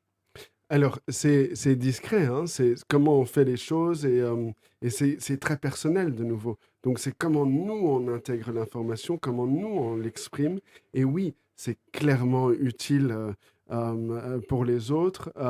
Mais de nouveau, quand on fait quelque chose de bien, on attend tellement que ça soit pas bien que même quand c'est bien, il y a des questionnements, souvent. Mais oui, mais j'espère que oui. Je sais pas exactement, je peux pas me mettre dans la peau des autres, hem, mais je suis reconnu dans les capacités que j'ai, à transmettre l'information, à simplifier, à être, quelqu'un qui comprend les autres assez pour unifier. C'est pour ça que j'ai aussi fait, un degré en médiation, hem, hem un certificat en médiation, pour pouvoir, faire ça aussi professionnellement et utiliser ces techniques pour approfondir ma compréhension de ce que je suis déjà en train de faire. Mmh. Est-ce qu'on peut parler de talent dans ces cas-là? Ou c'est le bon mot ou pas? Oui, oui, donc talent, c'est quoi? C'est des choses qu'on arrive à faire naturellement et puis qu'on peut amplifier, bien sûr et qu'on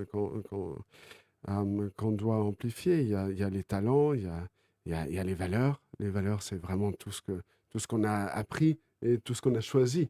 Dans tout ce qu'on a appris, on choisit ce qu'on veut être et ce qu'on veut pas, ce qu'on veut accepter, ce qu'on veut pas, ce qu'on veut promouvoir, ce qu'on veut pas. Et ça, c'est les valeurs. Et puis, il y a les espoirs où c'est tout ce qu'on veut. Tout ce qu'on veut pour le futur. Et ça, c'est le plus important parce que c'est des choses qui sont déjà ancrées en nous. On dit toujours, les espoirs, c'est ce qu'il y a de moins important parce que c'est pas actuel. Non, c'est ce qu'il y a de plus actuel parce que ce qu'on espère pour le futur, des changements, c'est vraiment les choses qui sont le plus ancrées aujourd'hui dans nous. C'est pas pour rien qu'on a cette passion, cette volonté. C'est parce qu'il y a quelque chose très profondément qui nous le demandent. Mmh. Est-ce qu'il y a des personnes 10 qui ignorent ça, qu'elles ont ces capacités-là? Oui, beaucoup trop, absolument. C'est Mmh. pour ça que c'est important de le dire. Mmh. Et est-ce que vous avez dû apprendre également à vous créer une espèce de carapace de protection, pour apprendre à ne pas être susceptible, face aux autres. Parce que je sais, qu'on a tendance, les personnes qui ne sont pas dyslexiques, à corriger les personnes qui sont dyslexiques en disant: «Attention, tu n'as pas bien prononcé ce mot d'une certaine manière» et cetera. Mmh. Comme si on avait une forme de savoir supplémentaire et Oui, un oui, aval oui, sur, oui, oui. sur les personnes dyslexiques. Et si vous n'êtes pas susceptible, Oui, naturellement, tant mieux, mais oui. si vous l'êtes, est-ce que vous avez dû justement Ouais. apprendre à mettre une espèce de bouclier, quoi? Donc moi là, je dois dire les 5 langues m'aident énormément. De nouveau, parce que je parle 5 langues, enfin, surtout 4 et puis l'espagnol où je me débrouille pas mal. Mais j'ai un accent dans toutes les langues que je parle. Et donc, moi, quand quelqu'un me dit: «Ah non, on dit pas ça comme ça, on dit comme ça», je lui demande tout simplement: «Vous parlez combien de langues?» Et souvent, c'est une. Et donc, j'arrive à remettre les gens à leur place comme ça. Mais oui, c'est frustrant et c'est frustrant pour un dyslexique quand on comprend, la personne comprend ce qu'on est en train de dire. Arrêtez de vous concentrer sur les détails. Genre, comprenez ce qui est important pour pouvoir avancer ensemble, mais pas être dans le détail près. Si la compréhension est là, alors la raison pour la communication est valide. Et bien sûr, si c'est des documents et si c'est des discours, si c'est vraiment, Mmh. il faut être carré et précis. Parce qu'on parle à beaucoup de gens et on ne sait pas qui va comprendre quoi ou comment ils vont le percevoir. Euh, mais quand c'est des gens qu'on a devant soi, alors, et qu'on voit qu'ils comprennent vraiment ce qu'on est en train de dire et qu'ils se concentrent sur ces détails, pour un dyslexique, c'est extrêmement frustrant. Je dirais même énervant. Mais c'est important de pouvoir dire les choses et de dire les choses d'une manière très ouverte et recadrer un tout petit peu les gens sur qu'est-ce qui est important. What are we trying to do? Qu'est-ce qu'on essaie de faire là? Mmh. On est en train de discuter pour une raison particulière. Mmh. Et cette raison prime sur les petits détails qui peuvent être pas parfaits. Mmh. Si on inversait un peu la donne, c'est-à-dire si c'était les dyslexiques qui venaient apprendre aux non-dys comment eux réfléchissent et comment eux voient le monde, est-ce que vous pensez que ça pourrait faire évoluer les choses? Ça, ça va être trop dur. Ça va être trop dur. Non, je crois pas qu'on a besoin que tout le monde comprenne tout sur tout le monde. J'ai envie que tout le monde accepte tout sur tout le monde. Mmh. Donc, il faut accepter les autres. On n'a pas besoin de tout comprendre. Et il faut aussi accepter à un moment qu'on ne peut pas tout comprendre. Euh, mais il faut arrêter cette rigidité. Et donc, avoir une ouverture à l'autre, être dans l'accueil de l'autre, avec la différence de l'autre. Et ça va, je pousse ça aussi loin que l'handicap aussi. Mmh. Être vraiment dans l'accueil de l'autre. Depuis 2023, vous avez intégré le conseil d'administration de la Fondation du Grand-Duc et de la Grande-Duchesse pour développer l'axe de l'apprentissage, notamment lorsque l'on a des troubles 10, une étape supplémentaire à votre parcours pour favoriser l'inclusion des personnes 10. Alors, premièrement, Louis, est-ce que vous pouvez nous expliquer le rôle de cette fondation? La fondation a deux rôles. C'est pour la précarité, pour aider ceux qui sont vraiment en difficulté économique à Luxembourg. Mais vraiment en dernier recours. Et puis, on a le volet dyslexie. Et moi, je m'occupe du volet dyslexie. Et le volet dyslexie, il est vraiment là pour essayer de comprendre les paramètres luxembourgeois. Toutes les forces qu'on a, les différents systèmes qu'on a mis en place et voir un peu le lien entre les différents et qu'est-ce qu'il y a besoin. Et comment, surtout, on peut aider l'Europe et le monde à évoluer aussi dans ça. Donc, c'est le Luxembourg et puis c'est trouver de l'aide aussi à l'extérieur du Luxembourg pour créer quelque chose. Et tout ce qu'on crée à Luxembourg, j'ai envie que ça soit qu'on voit beaucoup plus loin que notre petit pays. Parce que c'est un petit pays, on arrive à avoir une vision beaucoup plus précise sur les problèmes, sur les besoins, sur les solutions. C'est un peu une loupe sur la problématique. Et donc, si on arrive à le faire à Luxembourg, après, on peut aussi le propager. Un peu comme un laboratoire quoi d'expérimentation, vous testez des choses là-bas et ça peut potentiellement être, reproductible ailleurs. Oui, voilà. Et de nouveau aussi avec l'international et voir qu'est-ce qui marche à l'international. Mais trouver des solutions luxembourgeoises qui peuvent aussi après être, une fierté luxembourgeoise quelque part, Mm. où on peut aussi être des conseillers ou un exemple au moins pour les autres. Ça, c'est le but. Mm. Qu'est-ce que vous avez vu au cours de vos visites et de vos échanges qui vous a marqué, positivement, si vous deviez nous le partager aujourd'hui? Au Luxembourg notamment. Au Luxembourg, c'est quoi? Ce qui vous a marqué positivement dans vos visites, vos échanges, les écoles, les méthodes qui Ah sont oui, employées? pardon. Alors, c'est surtout, le cœur des gens qui travaillent là-dedans. Genre, ils ont une motivation, mais sans limite.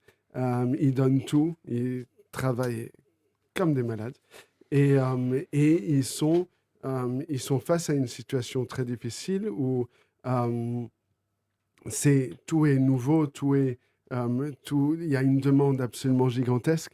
Ils doivent jongler avec les recherches, les problématiques, les solutions, et pouvoir aider directement, en fait. Euh, et donc, oui, les solutions sont là.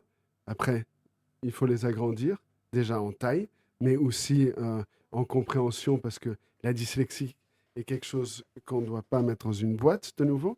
C'est quelque chose qui est en continue découverte sur ce que c'est la dyslexie, comme la neurologie. Il faut comprendre que la dyslexie, c'est neurologique et génétique. Et la neurologie et la génétique sont les deux choses qui sont le moins connues sur l'humain. Donc, il faut arrêter de penser qu'on peut mettre la dyslexie comme toute différence neurologique ou tout aspect neurologique dans une boîte et dire, OK, on sait comment faire et maintenant on passe à autre chose. Mmh. Mm. Non, non, on garde un œil ouvert, on reste curieux sur la chose et, et on arrête de savoir et on continue à croire. Mmh. Mm. Donc on arrête de se dire, systématiquement: «Bon, bah, l'accompagnement de la dyslexie, c'est de l'orthophonie, point barre et de l'accompagnement pour remettre dans le moule et c'est tout». Oui, et l'orthophonie en soi, tout doit évoluer dans une manière. Rien ne peut rester figé, en fait. Mm. Et justement, est-ce que vous estimez, soit en tant qu'enfant ou en tant qu'adulte, que vous avez bénéficié d'une méthode qui a véritablement changé pour vous, en fait, votre vie en tant que dyslexique? Alors moi, la méthode, c'était vraiment de me pousser dans mes faiblesses, comme c'était à l'époque et comme c'est encore maintenant, mais pas, enfin, moins, beaucoup moins. Mais donc, ça m'a aidé, bien sûr, ça m'a aidé, mais pas d'une, pas à évoluer dans ma dyslexie, Mm. pas à évoluer en tant que personne aussi. Genre, ça m'a aidé à réussir, mais que à réussir. Et aujourd'hui, alors, qu'est-ce que vous estimez qui vous a véritablement aidé? La compréhension, Béatrice Sauvageau, surtout, mais tous les différents spécialistes que je connais maintenant et qui sont extraordinaires. En Angleterre, il y a l'organisation Dyslexia International qui partage beaucoup tout ce que je dis et ma vision de la chose, qui a vraiment créé une université pour la dyslexie, et ça, on trouve en ligne pour comprendre vraiment ce que c'est la dyslexie, pour comprendre ses atouts. Ils appellent ça le dyslexic thinking. Et c'est ça, c'est Mm. comment est-ce que ces gens réfléchissent. C'est ça la question. C'est pas comment est-ce qu'on va réussir à détruire nos faiblesses. Non, on est dyslexique une fois, on est dyslexique toujours. Bien sûr qu'on arrive à gérer nos problèmes, mais il faut surtout réussir à utiliser nos qualités. Mm. On vit dans une période, assez chouette, et intéressante en la matière. C'est rare de le dire, vu, tout ce qu'on Mmh. traverse au XXIe siècle, mais en tout cas, ce qui est, positif aujourd'hui, c'est qu'on fait des recherches là-dessus, qu'il y a des nouvelles technologies aussi qui se développent. Qu'est-ce que vous avez vu passer en matière de dyslexie, qui peut véritablement changer les choses aujourd'hui? Non. Je travaille avec une start-up à Luxembourg qui s'appelle Magret et qui a créé une technologie, pour aider les enfants de 3 à 7 ans. Donc avant même le diagnostic, pour le coup? Mais exactement, donc c'était ça le but en fait, c'est de trouver, de nouveau les qu'est-ce qui peut stimuler l'enfant dyslexique? Et de nouveau, qu'est-ce qui peut stimuler l'enfant dyslexique? Stimule tout enfant. Et donc c'est un exemple parfait d'une solution qui a été créée, pour la neurodiversité, mais qui est bon pour tout le monde et qui doit être bon pour tout le monde parce qu'on ne sait pas qui est dyslexique et qui n'est pas avant 7 ans. Et donc, ils ont créé une méthodologie mathématique sans langage, euh, qui est en train d'être déployée partout dans le monde. Et c'est quelque chose qui me tient à cœur parce que c'est seulement pour aider les enfants à se développer neurologiquement, à être stimulés neurologiquement, pour pouvoir être prêts à l'apprentissage plus tard, pour préparer le cerveau au maximum à intégrer de l'information. Et donc c'est ça ce qu'on est en train de faire. On est en train d'intégrer l'information, aider les enfants à intégrer l'information. Mmh. Le dyslexique a un énorme problème avec la stimulation parce qu'il n'est pas stimulé.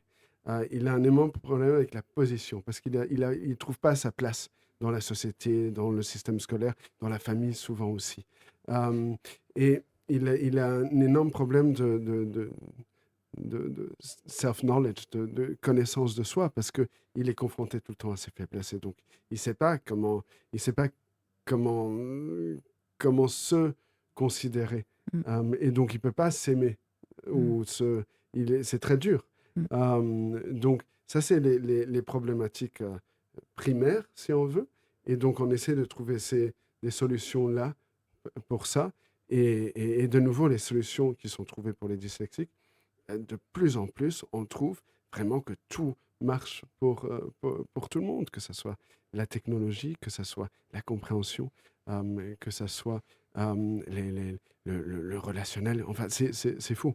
Mais du coup, si on pouvait tenter de résumer un petit peu les solutions qui existent aujourd'hui pour les personnes dyslexiques, au-delà justement de l'orthophonie, qui est quand même, j'ai l'impression, la solution que l'on donne le plus facilement, si je puis dire, du moins en France, c'est un peu la Oui. sensation que ça me donne.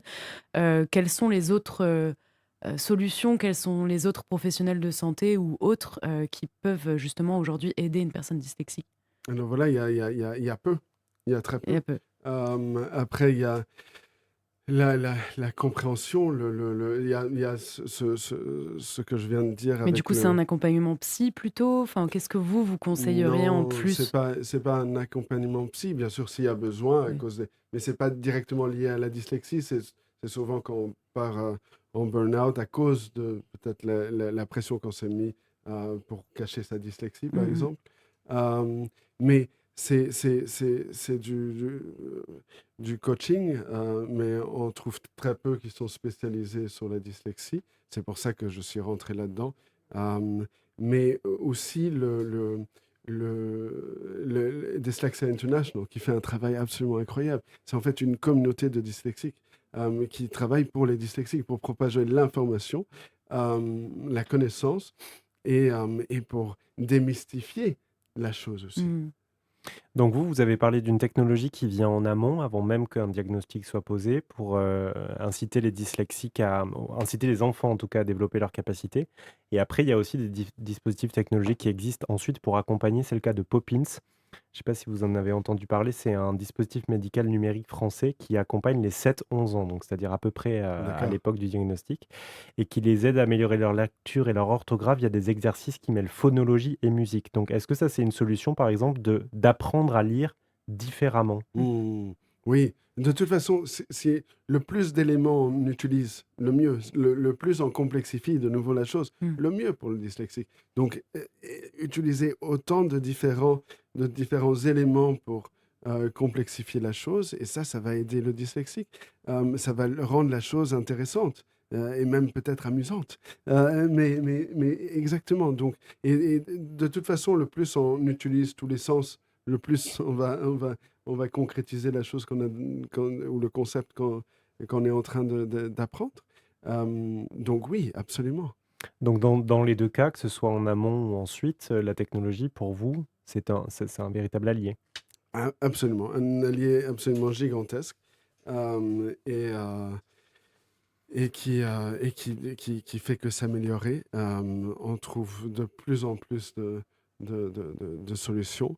Il y a plein de technologies aussi pour aider dans l'organisation. L'organisation, c'est très difficile pour les dyslexiques d'arriver à s'organiser. Déjà, le spatio-temporel est compliqué euh, à cause du manque de notion de soi-même, euh, mais aussi parce qu'on est extrêmement conceptuel. Et donc, on voit tout en concept, tout est un concept. Et donc, ça rend la compréhension extrêmement riche parce que la table n'est pas une table, c'est un concept, c'est qu'est-ce qu'on en fait, d'où elle vient, comment est-ce qu'elle est créée. C'est tout ce qui est autour de la table qui est plus important que ce qu'on voit. Et ça va pour tout, tout, tout, tout, tout. Donc, il y a une activité neurologique absolument gigantesque à travers ça. Mmh. Vous êtes philosophe un petit peu, en fait. Ah, un peu.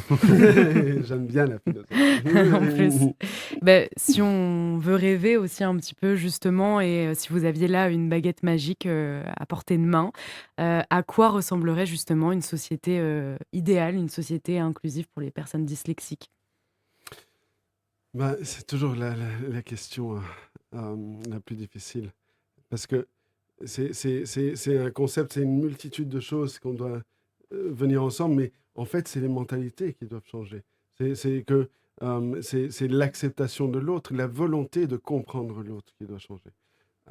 Et ça, c'est pas que pour la dyslexie, c'est pour l'humanité en soi. C'est l'humain, c'est l'accueil. J'adore ce mot accueil parce que c'est tellement important. Et c'est pas, on n'a pas besoin d'avoir une maison pour accueillir quelqu'un. C'est le personnel.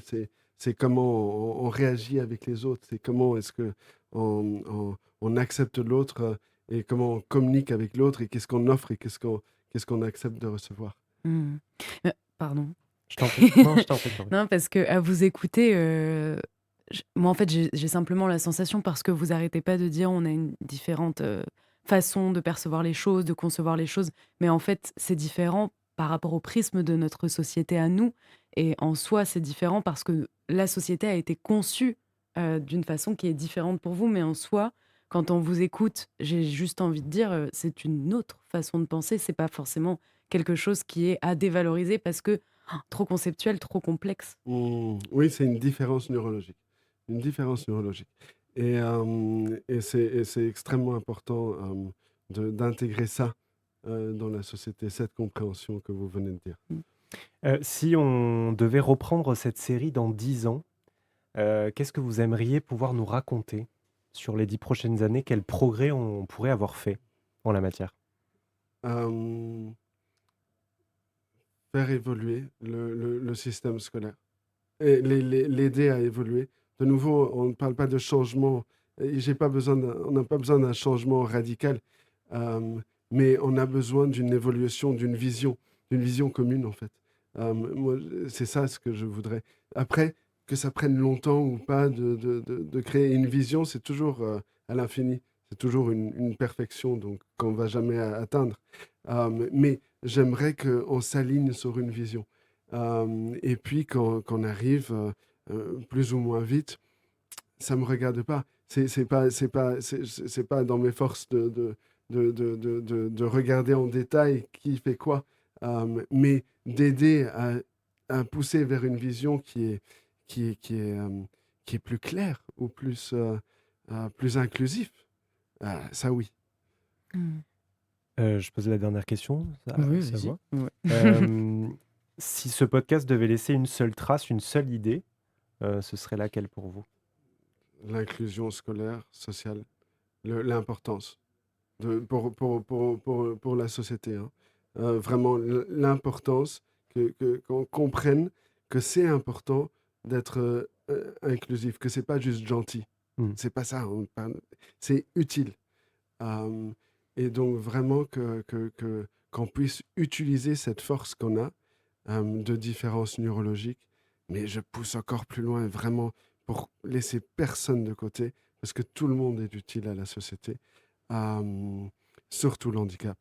Euh, et donc, vraiment, voilà, une société inclusive qui le voit parce que c'est utile, pas parce que c'est gentil.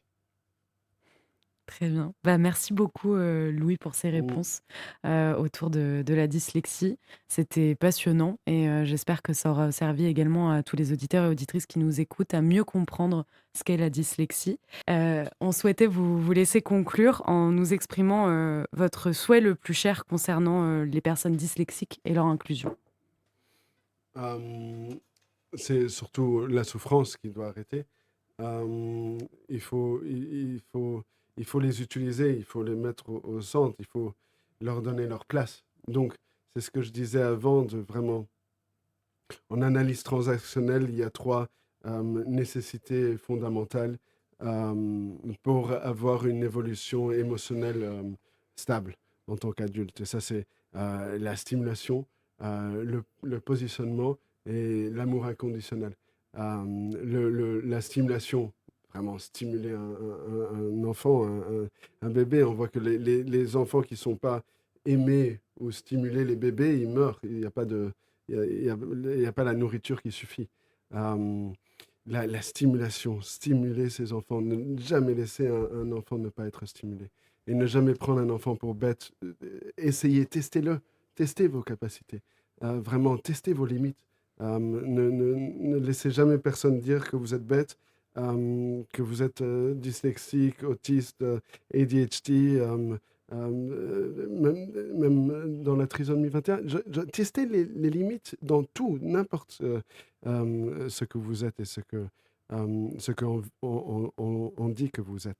Euh, donc la stimulation, la position, aider ces enfants à trouver leur place dans la classe, qu'ils aient une place dans les familles, dans la société, qu'ils aient leur place, qu'ils se sentent utiles à la société, à la classe, à la famille. C'est extrêmement important et on voit les dyslexiques, souvent ils sont tout le temps en train d'aider ceux autour d'eux parce qu'ils veulent déjà pas penser à eux, c'est trop douloureux, donc ils pensent aux autres. Et puis c'est pour avoir une raison d'être, pour pas ne pas exister. Pour pouvoir exister, ils existent à travers les autres, ce qui est profondément malsain. Mm. De nouveau, on rentre dans la fusion émotionnelle, on rentre dans la capacité aux autres de nous utiliser d'une mauvaise manière. Euh, donc, pour ça, euh, je ne sais pas à quel point elle est profonde dans ça, mais genre, pour ça, en analyse transactionnelle, on a 4 conditions pour aider qui aident un peu. Mais c'est d'être demandé l'aide, d'aider quand on est demandé. À part si, bien sûr, quelqu'un est en train de se noyer, on ne peut pas attendre qu'il nous demande de l'aide pour l'aider. Donc, si c'est vital d'une manière physique ou psychologique, on aide, on s'en fout. Mais sinon, attendez d'être demandé. Euh, c'est- Sachez que vous avez la compétence nécessaire pour aider. Donc, être dans une... Et ça, c'est peut-être le moins important, parce que même si on l'a pas, on peut essayer d'aider, et puis, tout en sachant que peut-être qu'on n'est pas compétent là-dedans. Donc, ayez la compétence, idéalement, pour aider. Euh, Troisièmement, que la personne fasse 50% du travail. Genre, d'aider quelqu'un sans que l'autre fasse quoi que ce soit, c'est les rendre dépendants. Et donc, ne pas être dans la dépendance. Il faut que les dyslexiques ne soient pas dans la dépendance, mais il faut aussi pas qu'ils créent de la dépendance chez les autres Mm. lorsqu'ils savent faire quelque chose de bien. Donc, que l'autre fasse 50% du travail. Et puis la dernière, c'est de vouloir le faire. d'être vraiment, de vouloir aider. Genre, et ça, c'est une qualité incroyable qui ne manque pas aux dyslexiques. Mais d'avoir une vraie envie d'aider. De nouveau, c'est aussi pas extrêmement nécessaire. On peut aider sans le vouloir et c'est très très beau. Mais alors, il faut le savoir qu'on est en train de se sacrifier et le faire pour une cause qui est justifiée pour nous, personnellement. Donc, ça va avec le positionnement. Hein. Et puis le dernier, c'est l'amour inconditionnel. C'est extrêmement important que les enfants sachent qu'ils ont été aimés à un moment inconditionnellement. D'un parent, d'un grand-parent, d'un oncle, tante, whatever. C'est égal de qui. Mais pour ça, l'enfant doit aussi accepter d'être aimé. Donc souvent, les enfants l'ont pas reçu, pas parce qu'ils l'ont pas reçu, mais parce qu'ils n'ont jamais réalisé qu'ils l'ont reçu. Et donc un dyslexique, souvent, il est tellement blessé qu'il n'arrive plus à accepter l'amour de l'autre. Donc ça va un peu plus profondément là, mais c'est vraiment ces choses qui sont fondamentales pour la capacité émotionnellement structurelle d'un adulte, en fait, qui manque fondamentalement aux dyslexiques, parce qu'ils manquent tous. La stimulation, il n'y en a pas. La position, il n'y en a pas. Et l'amour inconditionnel, souvent, il est trop détruit pour pouvoir l'accepter. Merci bien. beaucoup, Louis. Merci beaucoup, De Louis. rien.